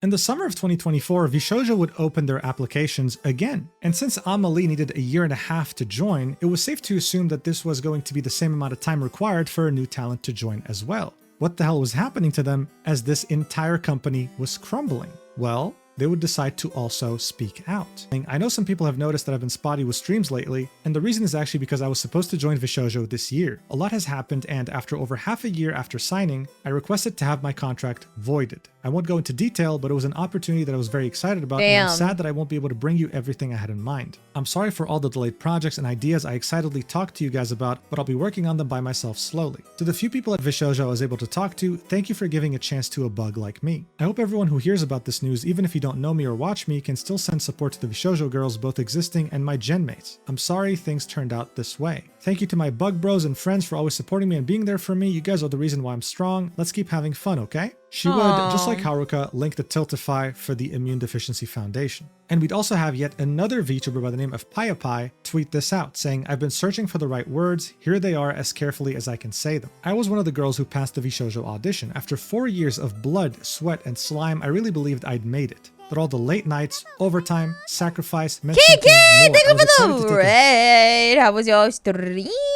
Made it. But all the late nights, overtime, sacrifice meant something more. I was excited to take a huge leap with the community I built as me, the weird little slime girl you know and hopefully love. But after learning what happened with Mousie's charity funds, I couldn't in good conscience move forward with my contract and it all came crashing down. That was the final straw. We were promised support, stability, and financial compensation. I was so excited to join a company I believed in and that believed in me, but it became clear that many of these promises wouldn't be kept. A lot of us are now left shouldering the costs of decisions we didn't make. I turned down other opportunities because I believed in this one, and I don't regret having hope or for wishing on shooting stars. I was so ready, I still am. What hurts most though is losing the chance to debut alongside some of the most incredible, talented, kind, and hardworking girls I've ever met. I didn't just join for myself, I joined for the shared dream we all believed in and that I still believe in. I know some of you have sensed something has been off these past few months. I've been doing my best to smile through the storm, but the truth is it's been raining on me for a long time. You've all given me so much love and support, and I'm sorry I haven't been able to be at my best. I'm working through my feelings, sweeping up pieces of those broken dreams and figuring out how to chase new ones. Thank you for being patient with me. I will find my way again, but I just need a little time. And if you're still reading, please send your love to all the VShojo talents, past, present, and future. Everyone is hurting in their own way, and kindness costs nothing. Until then, stay happy. Absolutely heartbreaking. Unfortunately though, the heartbreak wouldn't end here because there was yet another member by the name of Phoebe-chan who found themselves in the same boat. Saying, I needed extra time to gather my thoughts before saying anything, but I was one of the undebuted VShojo talents who passed the audition last year. Please be gentle towards those affected, linking a YouTube video titled My Experience with VShojo. She would also echo the same things as PayaPie, saying that she had worked so hard to get to this point, and it is just so heartbreaking to see it all fall apart within the span of a day. It's just a stab to the heart when you see people who were so hardworking and patient get so close to bearing the fruits of their labor and not able to even enjoy them. This would also happen to the fifth and final member that was meant to join VShojo. As far as I'm aware, there were 5 of them. She went by the name Tori Orion, but her story was a bit more unique than the others. You see, VShojo had for some reason implored her to completely abandon her identity, to start from scratch with a new model and new name. Oh my god, keep your IP my ass, you fucking cunt. VShojo. That was kind of counterintuitive when it came to talent freedom, but she accepted. I mean, she wanted to be in this agency that signified success for her. She'd be strung along for months, being told that they were working on her debut, working on her model, working on her assets, when in reality they were doing none of that. She only found out recently that this wasn't happening as the company was imploding, and this was with the mindset that she was abandoning this account, so she didn't put as much effort into this, thinking that she was going to start anew in VShojo. This company stole $500,000 in charity funds and, with no exaggeration, ruined the hopes and dreams of 5 people that had so much potential. That is criminal. But as you might have guessed, those 5 talents were not the only ones who got screwed over by VShojo. We even had the very well-renowned VTuber, Mint Fantôme, post this. What? Didn't this person like... saying, my experience with VShojo, sorry to add to the discourse, but I'd be really appreciative if you would listen. In it, she would say that her interactions with VShojo started when she would make a podcast with Matara. Even though she wasn't a member, she did collaborate on merch, but didn't receive a single dollar from it. When she met up with Matara in Japan, she told her that she was feeling lonely, that she wanted to join a group or a company. So eventually, she came up with the idea to pitch an idol group to VShojo, and Gunrun was supportive. And VShojo would audition 2 other people. These would be completely separate from the 5 VTubers we just saw. The problem though is that the debut kept getting delayed. She tried to be as patient as possible in the beginning, but then it just became ridiculous. Another merch drop would happen, and again she would receive $0 from it. And that, technically speaking, throughout the whole thing, she was actually a VShojo talent for over a year, even though no one really knew about it publicly. This was, of course, again, tragic, and it would show us a trend with VShojo, the fact that they wanted to do so much, but very often would bite way more than they could chew. The same thing would happen. What? What? What the fuck? But very often would bite way more than they could chew. The same thing would happen with Quinn, who is a VTuber that used to be at Nijisanji that also happens to stream with Facecam. VShojo would tell him that they're interested, that they really would love to sign him on, but eventually would just ghost him. This company's higher-up management was ran by complete clowns who didn't really know how to run a business, and more revelations would come out. For example, Shoto, who is a very big VTuber, would say, "Fun fact, I was contacted for an opportunity to join VShojo back in 2023, and I'm very glad it didn't go through. Please support Mouse and support the Immune Deficiency Foundation, y'all." Who called it? I called it. Who called it? I called it. Oh boy. Which Sayu, yet another very big VTuber, would say, "You too? Damn," and retweet. Shy Lily, who needs no introduction, would say, "Good thing I trusted my gut feeling when VShojo tried to recruit me. Their contract was riddled in red flags and basically legal robbery. This makes me sick to my stomach. Please, if you can, support Mouse and the Immune Deficiency Foundation." And even more tragically, Sayu, who used to be at Nijisanji and was treated horrendously by that company. Like, I'm talking, she was doxxed and harassed and everything, and Nijisanji did nothing, effectively what Gunrun had done to Silvervale, would get in contact with VShojo as she was stepping out of Nijisanji. At that point, she had lost all hope, but VShojo had given her renewed hope. She pitched an idea to Gunrun, saying, what if she left and several others left and they would make a gen of ex-Nijis in VShojo? He liked the idea, wanted to listen to more things she had to say. She felt like she was finally validated for the first time in her career. And Gunrun, the CEO of VShojo, would tell her that he wanted to help and that this sounded like a plan, saying that the only thing he was waiting on was for her and Nijisanji to finalize their graduation. After she'd go through an absolute nightmare and finally get rid of that company, she would reach out to Gunrun again and would only receive a surface level response, effectively ghosting her. She had lost everything in Nijisanji, she had lost complete hope, Gunrun gave her some hope, and she had lost that too. All in the span of just a few months. It turned out that VShojo wasn't this next level new era VTuber agency, it was run by a manipulator who couldn't run a business better than a kid. And speaking of that manipulator and how he founded VShojo. Wow. What the fuck? What? Chat, what the fuck, dude? I didn't even know that happened. What? Why is there so many people involved? VShojo, I wasn't fully honest with you in that regard. It didn't really pop out of nowhere in 2020. No, it was actually a work in progress and it was only revealed in 2020. And according to Project Melody herself, it began with Gunrun DMing her on Twitter. She was exclusively an adult content creator who streamed on adult sites, but he wanted to know if she was interested in streaming non-adult content on Twitch. Watch her say this herself.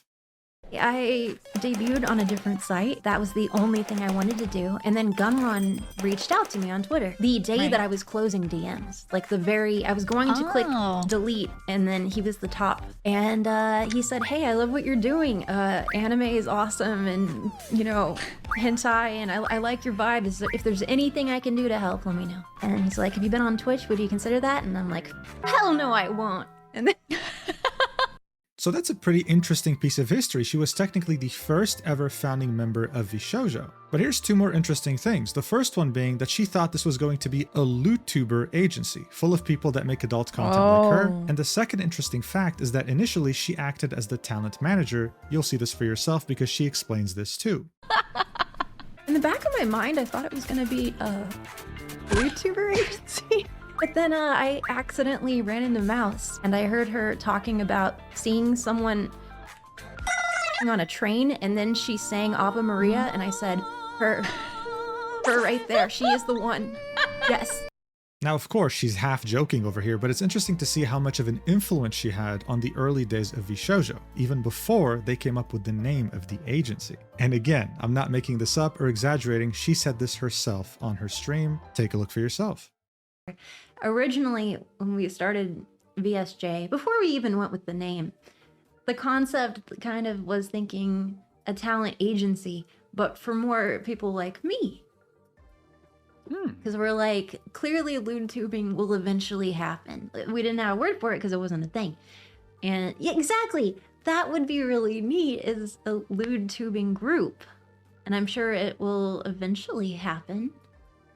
But oh damn, that would be a cool avenue. Yes, but very quickly we realized, like, I mean, that kind of like isolates us, and that's there's true. a lot of cool people out there, just like people hidden amongst it because there wasn't that many English-speaking ones. It was almost entirely Japan-based, and so LootTubing was more obscure. It was a neater concept to build something that's more general and So she was the first founding member. She was also the talent manager who decided to pick Iron Mouse and the other founding talents. And the reason why I'm pointing all this out is because all roads lead back to the Nux controversy. Take a look at what he had to say once Nyanners talked about her swatting as VShojo was imploding, well, right now. Watch. VTuber Nyanners says that VShojo didn't pay her for a sponsored stream when she got swatted. She left the agency in 2023 and claims VShojo had failed to pay her for multiple deals over several years. Now, I'm not going to lie to you. I actually knew about this. I actually knew about this years ago because that stream that she got swatted, the person that swatted her was the person that tried to swat me that I helped VShojo actually get arrested. Okay? I don't think you are aware of this. I don't think you again, personal Nux information. The reason why a lot of the VShojo girls were so upset about my video calling attention to this swatter is because I think a lot of misinformation was fed to them by the VShojo company, but also because that swatter actually swatted Nyanners.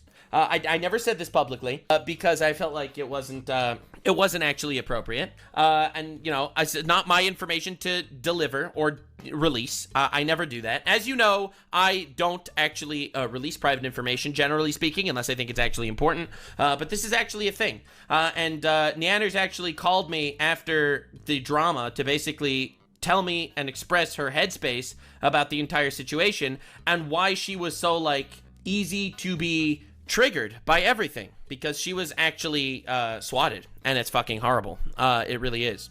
So she whatever, I don't want to get into details. As you know, private information remains private. I don't release anything publicly, but that was what happened. It turned out it was that same swatter that actually went after.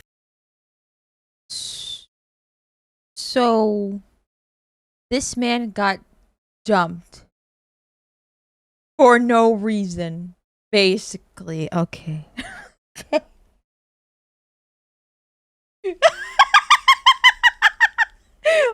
the fuck? That's insane. Are you dead ass? What? Brother, come on. Oh my.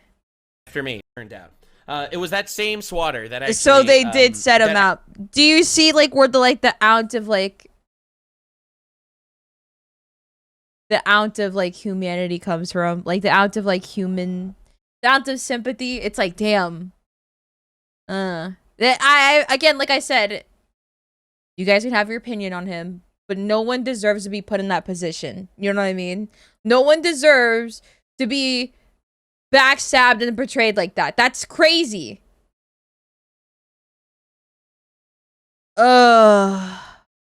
Actually went after me. So yes, I do know about this. And I do know that she had to continue her stream after she was swatted because it was a sponsored stream. The update is that she didn't even get paid for that. Wow. Interesting. So Nyanners was doxxed and swatted by the same person trying to dox Nux and Saki Nightshade. That was never mentioned by VShojo in their very lengthy explanation. They claimed that there were only 2 victims of that specific doxing method. Wow. But what I find really interesting is that Nux, even though he was literally being backstabbed out in public, still tried to protect Project Melody, who was in the group. In fact, she was the creator of that group. She was the one who invited Nux, Phoenix, and Gunman. You can see this in the crown that's next to her name on the right. The only reason we found out she was there was because of fruit, even though I don't even think that was her intention. So this, of course, raises even more questions. Oh my fucking god. It's like, what? Nyanners was the victim here. How come she wasn't the one in this group instead of Project Melody? And why is it that Project Melody's here with the CEO and the head of the cybersecurity operations of VShojo? Did Gunrun view her as a co-founder? And finally, seeing that she held some role of importance in VShojo, was she aware of the financial constraints of the company in 2025? Those are fairly important questions to ask. But damn, I'm not gonna lie, that's crazy. Okay. With all this new information at our disposal, it comes as no surprise that Project Melody was one of the final members of VShojo to announce her resignation, saying this: "I waited to make a statement because I'm always anxious and struggle to find my words, but yes, I'm leaving VShojo. I was an OG talent, put everything into this company, but I'm beyond devastated at what happened, and I'd never in a million years thought I'd be saying these words. Now, I'm not implying anything, and to do so would be dangerous, so take this with a grain of salt. But so far, on every tweet of every single VShojo member leaving, there were other VShojo members replying. Not a single one can be found in these 1,100 replies on this post. Project Melody would make yet another post saying that she's taking a 1 to 2 week break. Again, in the replies, not a single VShojo member can be found. Now look, this could very well be a complete coincidence. It's not like they unfollowed her on Twitter. To say that Project Melody had a hand in embezzling the $500,000 that belonged to the charity would be absolutely ridiculous. But what we can do right now is simply... Yo, Mujin, what are you saying? Yo, calm down! Calm down, Mujin! Holy! replies, not a single VShojo member can be found. Now look, this could be 2 weeks Sorry. break. Again, Sorry. in the replies, not a single VShojo member can be found. Now look, this could... Oh, Lord, please let me be wrong. Please let me be wrong. Please, please. I beg of thee. Beg of thee. Okay, good.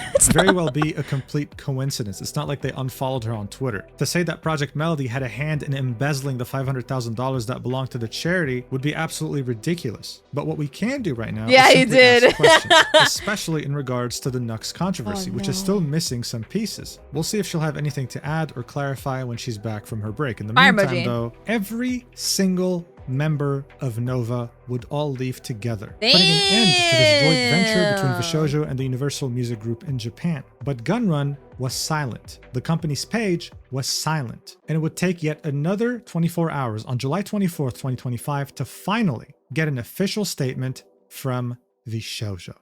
Gunrun would finally post his statement using the VShojo official Twitter page, saying, VShojo has failed. So Nux exposed the fucker who got Nian swatted and Melody threw Nux under the bus.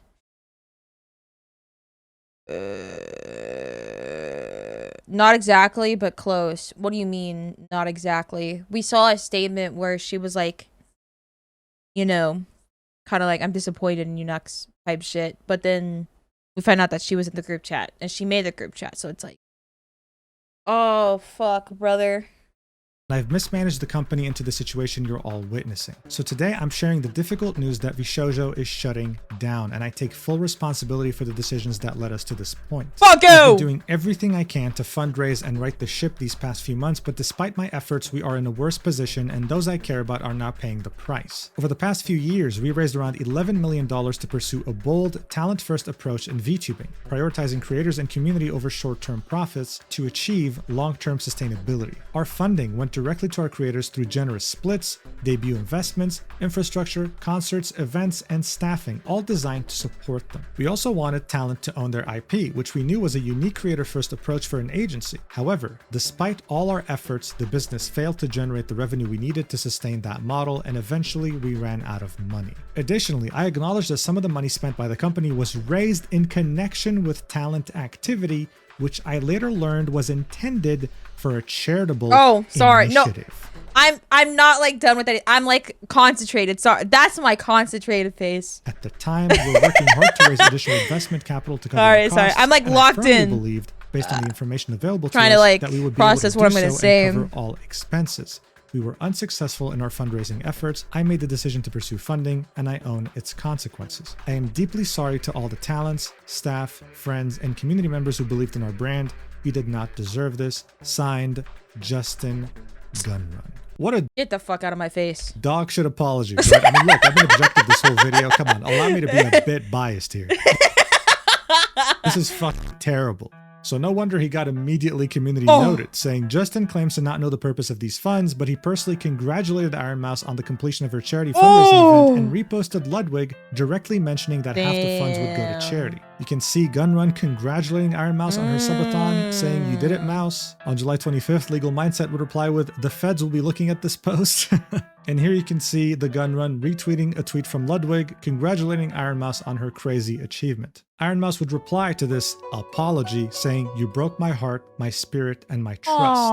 Keisan would say, "Why didn't you let us know the moment you realized the situation? Why did I get this information 2 weeks ago, not from the company, but from my homegirls? Why did you lie to the Japanese branch a week ago that everything was good and taken care of?" Wow. Henya would say, "I had a wonderful time while I was in there, so because of that, it hurts my heart a lot. My community and my friends don't deserve this. I don't expect you to do anything at this point. Just please don't do this ever again to anyone." Giga would say, "VShojo didn't just fail. Many staff and leadership failed VShojo.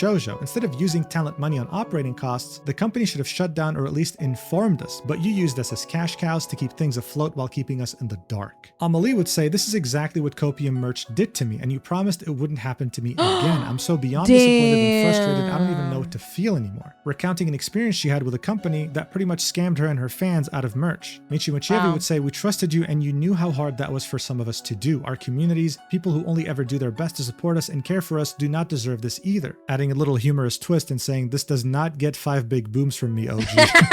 Nyanners would say, "So is the COO gonna say anything about his involvement, or is he busy Googling how do I renew my law license past the deadline?" Pretty much revealing to us for the first time that the chief operating officer, the one who handled legalities within VShojo, had an expired law license. Silvervale would say, "How did you not know? How could you betray the people that trusted you the most and think everyone would believe this garbage? You ruined lives. I hope the money gets repaid, but I wouldn't be surprised if it doesn't. You're a disgrace and a disappointment." Hey, you know what? You go, girl. She's just doing the same exact thing he did to her during the whole Hogwarts Legacy fiasco. But one of the most heartbreaking replies would be from Zentreya, saying, "I've been trying to figure out what to say. Why did Shit.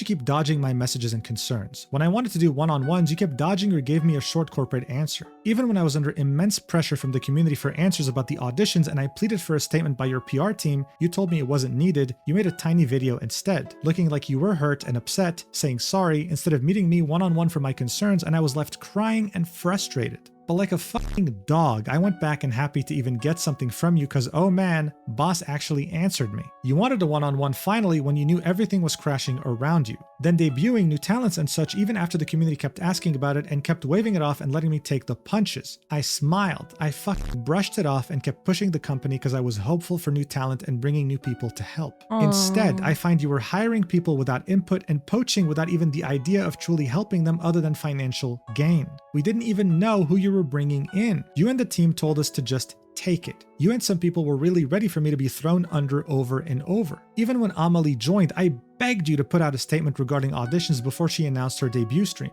You gave us the middle finger. Me and Amelie had to put out a statement because your PR team was unfit for their job. I took it all. Why did we have to say anything at all? Why did I have to keep taking the fucking damage over and over? You were hurting me well before this. You know you have. I've been pushing a company so blindly who didn't even care for me, but I'm an idiot and I kept believing. I was so excited for this. I spent sleepless nights dealing with constant harassment, and you spent money which you didn't even have without even warning us on God knows what, and you knew, don't even lie, you knew that the money was for charity and was supposed to be placed to the side to be untouched. Where did $11 million go in less than 3 years even? What happened to all that money? I'm just really tired from all these years of working trying to push for something that kept pushing me to the wolves. I was so stupid, but I was so excited. I really trusted you. We all did. Despite everything, I don't wish you any ill will. I just hope you find some way to make this right. Damn. VShojo had gone from being the hope of the VTuber community to a leech that had I was talking my shit on Twitter when all this happened, and I remember somebody DM'd me like telling me, "Annie, don't do it. Like, as much as you're angry, don't do it." I was like, "You're right." Out the hope of everyone who had any contact with it, whether they were talents or not talents, whether they had auditioned or were in the process of joining. This was a tragedy on a cataclysmic scale. And no one was believing anything he said. No, there was no way you didn't know that this money was intended for the Immune Deficiency Foundation. Zero possibility. You literally brought Iron Mouse to an Immune Deficiency Foundation charity event in person. VShojo even issued a press release stating they would donate half the profits from her subathon on September 2nd, 2024. You think this won't be used in court? You can't just feign ignorance. Legal Mindset would later chime in, saying the only reason the VShojo CEO included the later learned language is to try to keep himself out of criminal hot water. But I mean, come on. Even a pet hamster would understand by now that there's no way he's dodging this. Soon after, Twitch would remove the legacy emote not wanting to associate with him in any way. But you want to know what's crazy? Fruit has been inactive from January 2025. She finally made a comeback on July 21st, 2025, and literally just a day after she had come back, she would find out about the whole Iron Mouse situation. She effectively came back to a raging fire. At this point, it was already implied, but she still felt the need to specify that she's left VShojo, saying, as a day one talent, it's truly heartbreaking that it has come to this. I had the opportunity to achieve so much in the last 4 to 5 years. I'm really anxious about becoming indie, but I'm going to continue doing what I set out to do and make fun things. The people, whether talent or staff, were the best part about the company. I had the pleasure of meeting so many inspiring individuals. I hope we can cheer them all on together moving forward. And with Fruit leaving, VShojo had officially become a talent agency with absolutely zero talent. I think it's important to specify that even though these VTubers already had one hell of a community around them, having to wrestle with the idea that you're going indie, that you're losing all the resources that this agency once gave you, all in the span of 24 hours, isn't the easiest thing to process. But you know what isn't easy to process? At least for VShojo? The fact that Vey didn't give a single shit that she was still under NDA. She saw the company crumbling, barely able to keep up with finances. She thought, they're not gonna sue me, so she revealed everything. And it was extremely...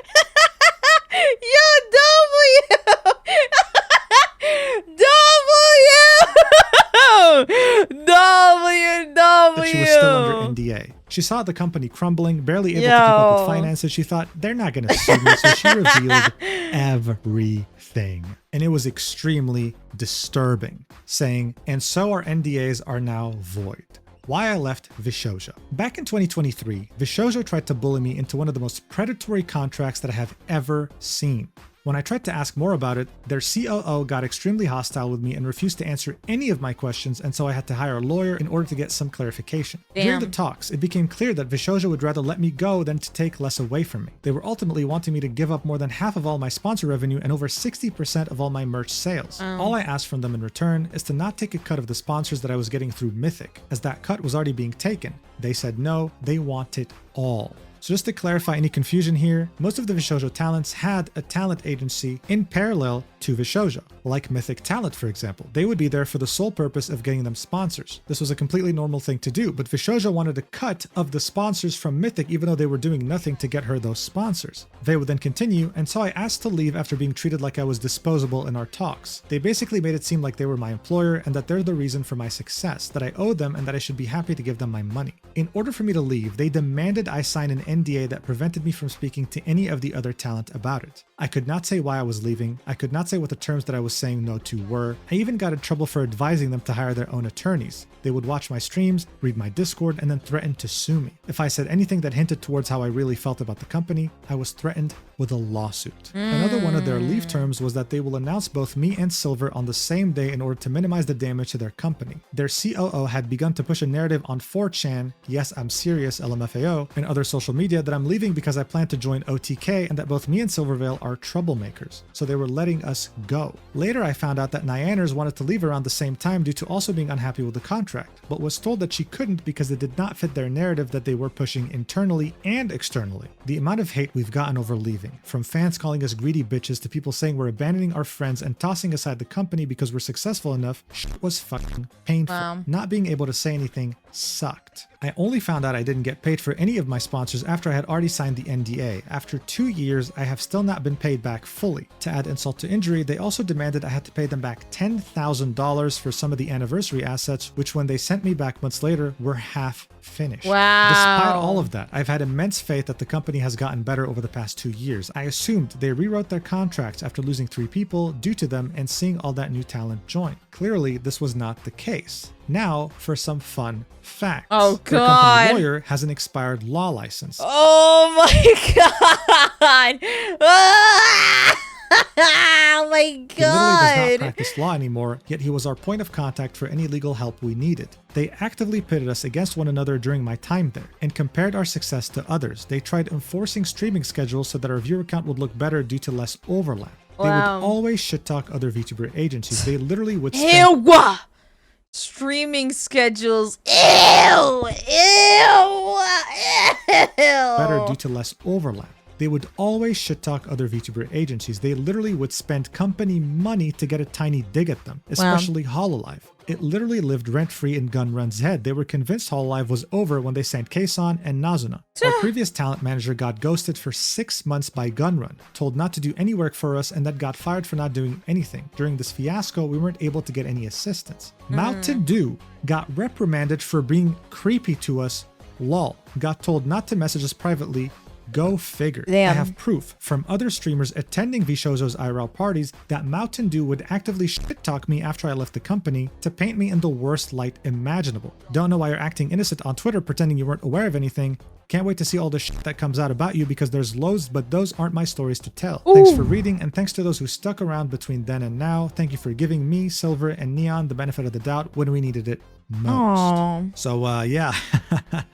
This was insane. Many of the top streamers in the space would react to this with complete and utter shock. Bro, I was caught completely off guard. Holy shit. I could have never in a million years expected that. And this caused Mountain Dew to be community noted on the post he had made tagging Gunrun, with it saying, this user was also included in many of VShojo's mismanagement issues and has been called out for harassing talent. Nyaners would further confirm what Vey had said, saying Mountain Dew had the audacity to talk shit about you to my face at a party the year that we all left. And painted you as some kind of conniving, greedy, mean girl who was in my ear and manipulated me into leaving VShojo just because you wanted me to join OTK because her boyfriend Soda is part of that org or for some personal gain or some shit. Yo,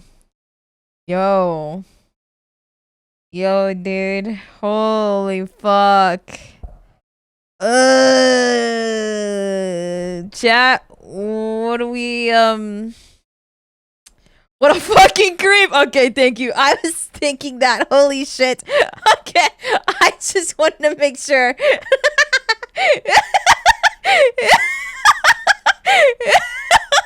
He got uncomfortably close and up in my face and was like, come on, I know the real reason you left. I know it was because of Vey. She talked you into it, etc. And it was infuriating. I know he spread that same shit to other staff, talent, and other industry people. Seeing one of my closest friends get dragged through the mud like this for years was awful. You did absolutely nothing wrong and had so much shit flung at you just because they wanted to push a narrative to protect the company. For him to act like he's completely blameless is insulting. He's a creepy motherfucker, and there's a lot more obviously, but a lot of it is also not my story to tell. Damn. Absolutely wild.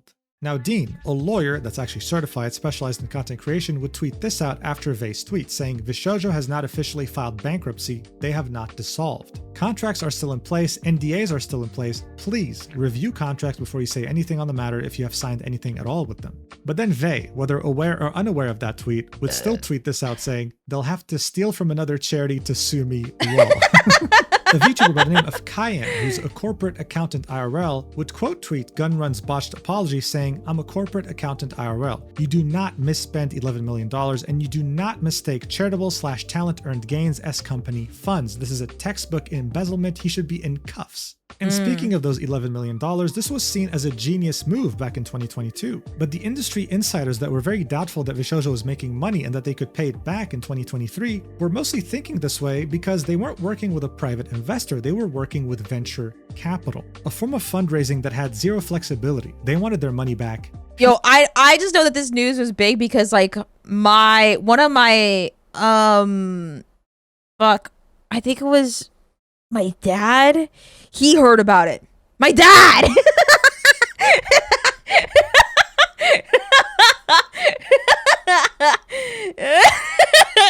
doesn't know shit about VTubing. So this was huge. This is fucking huge. He doesn't know anything about VTubing. He doesn't know shit. The one that asked, what's a VTuber? Yes, my dad. Listen, I've been a VTuber for what? Almost 3 years now? 4 to 3 years? My dad just asked me this year, what's a VTuber?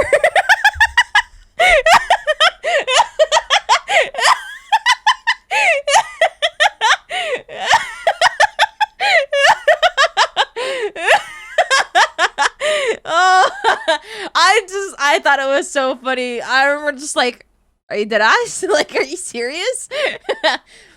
What did you say? I explained to him. I said, you know the anime character that I use? Yeah, that's a VTuber. Oh, okay.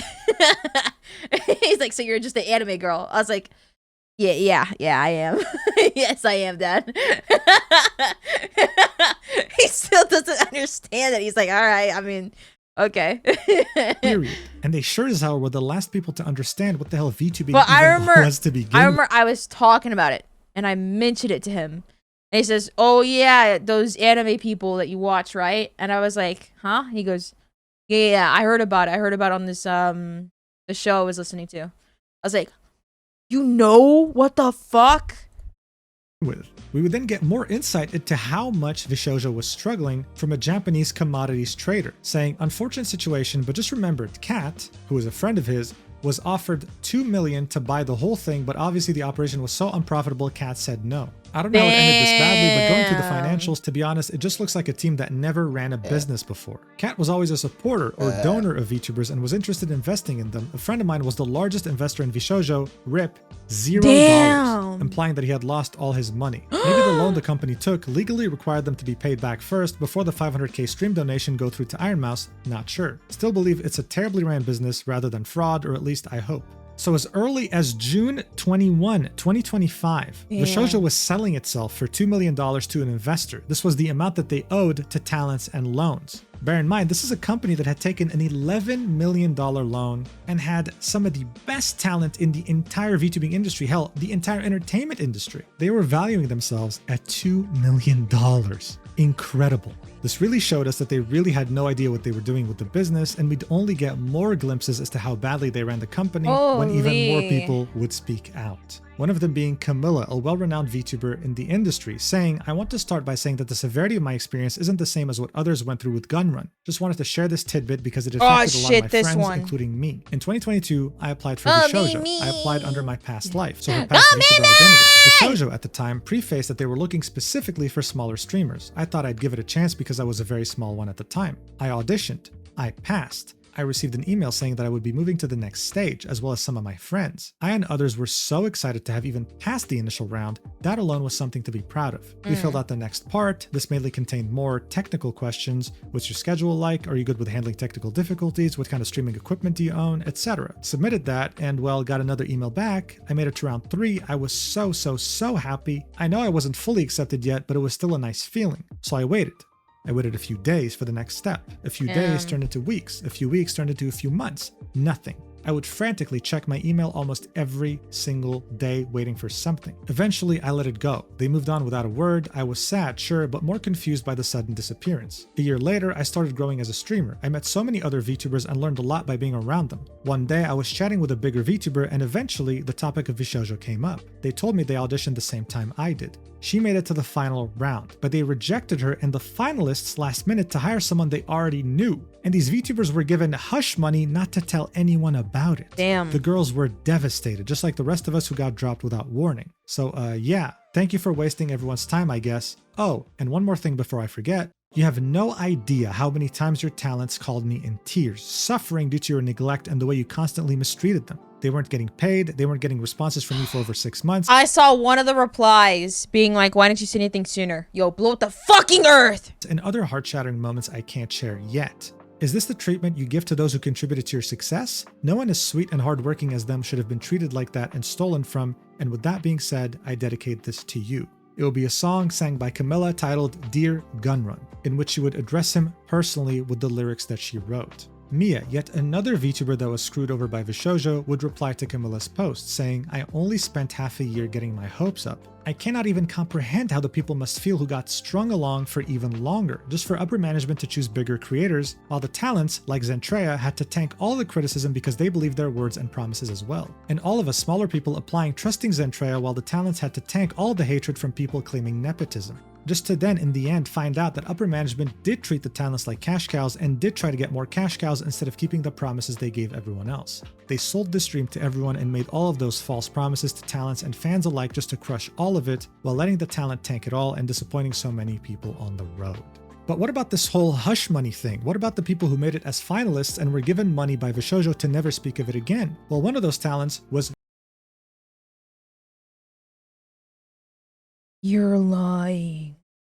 You're lying so fucking hard. No way it was Annie. Please say you're fucking lying. VShojo, and she confirmed it live on her stream. Watch. like at the time when I applied for auditions, how many years was that ago? That was like 3 years ago. I literally do not care anymore. But at that time, they tried to like give me the hush money, which I didn't take, and I spoke about the like what happened as carefully as I could, because I was like still scared to like, you know, have bad blood or anything, and then people still like hated on me. Like nobody believed me. Damn. Okay. So you go through these auditions hoping that this will change your life. The company ends up being very unprofessional, backs down, wants to give you money to hush hush. You don't take it so that you can tell people about this, and when you do, they don't even believe you. I can't imagine the mental toll Neurosoda, as well as pretty much everyone else in this video, went through because of this company. I mean, it really is incredible just how many people this company had affected negatively. The list was so large, you couldn't even print it on a sheet of A4 paper. For example, this artist was in the works to bring VShojo to WeebCon 2026. Pitching it and having management approve. They would tell her, oh, we'd plan a meeting next week. Their schedule was very packed, but you know, now she understands this is never going to happen. She was given no prior warning. And someone else had spent months and thousands of dollars developing a leather jacket concept for Kuro. VShojo's management loved it, and the artist was under the impression that this was going to be a joint I like their venture. merch. But after all— Side note, I like their merch a lot. Their merch is sick as fuck. I saw like the demi board. I know, side note, huge side note.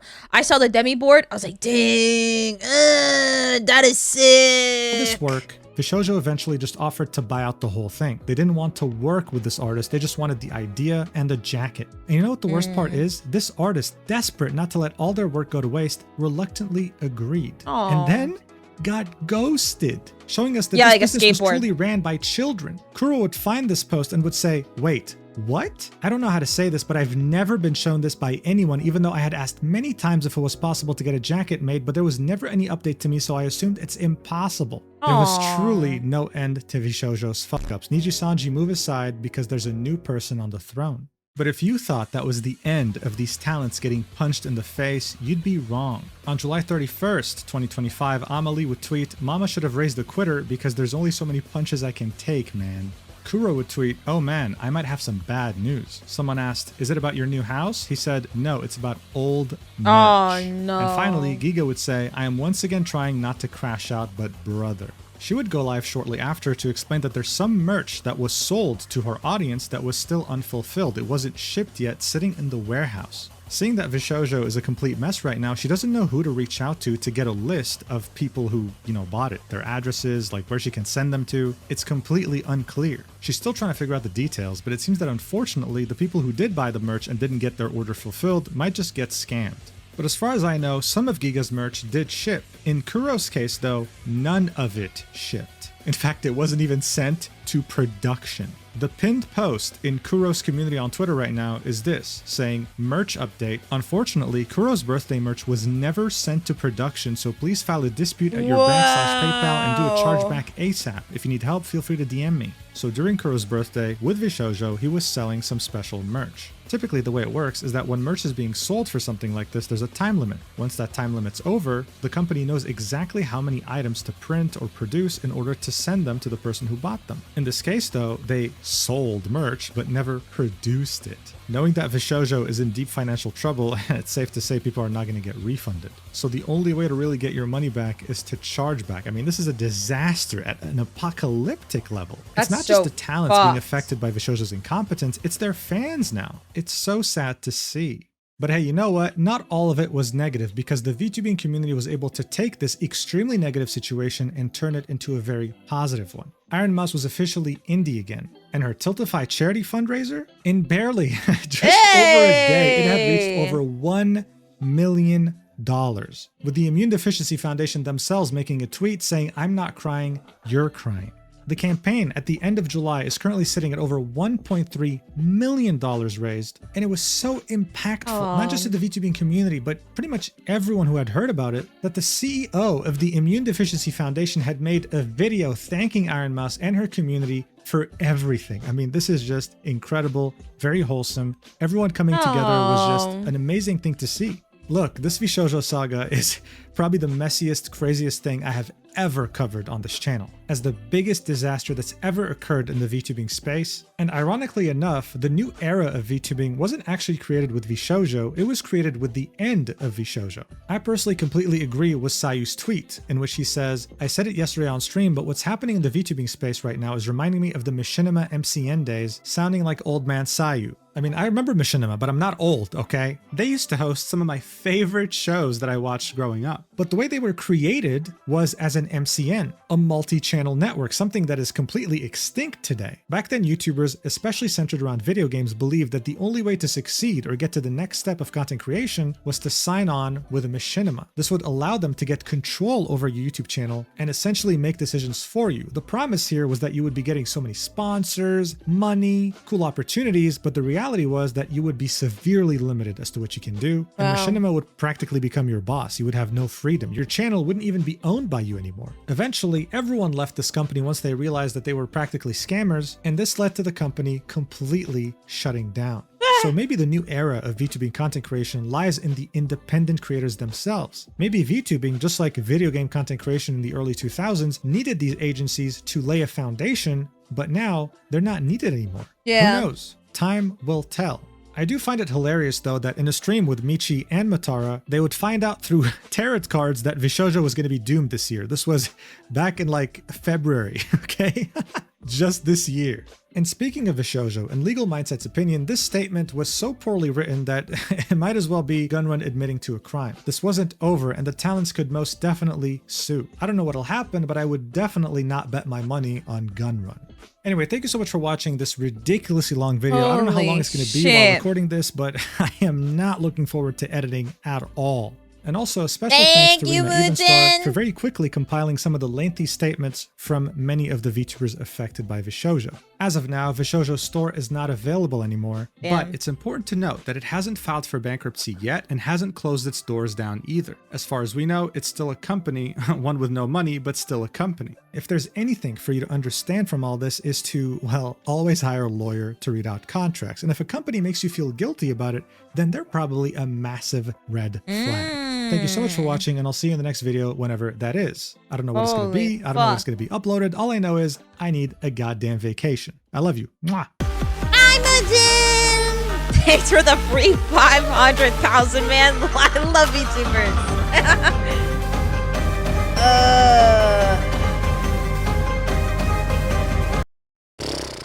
So, what did we learn, chat? What did we learn? What did we learn throughout this process?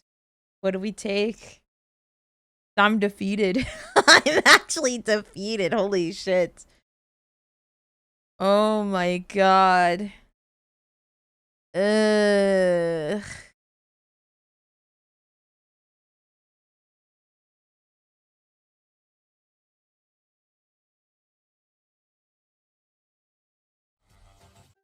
Mimic time. Shut the fuck up! I just finished a fucking video! You fucks! Yo!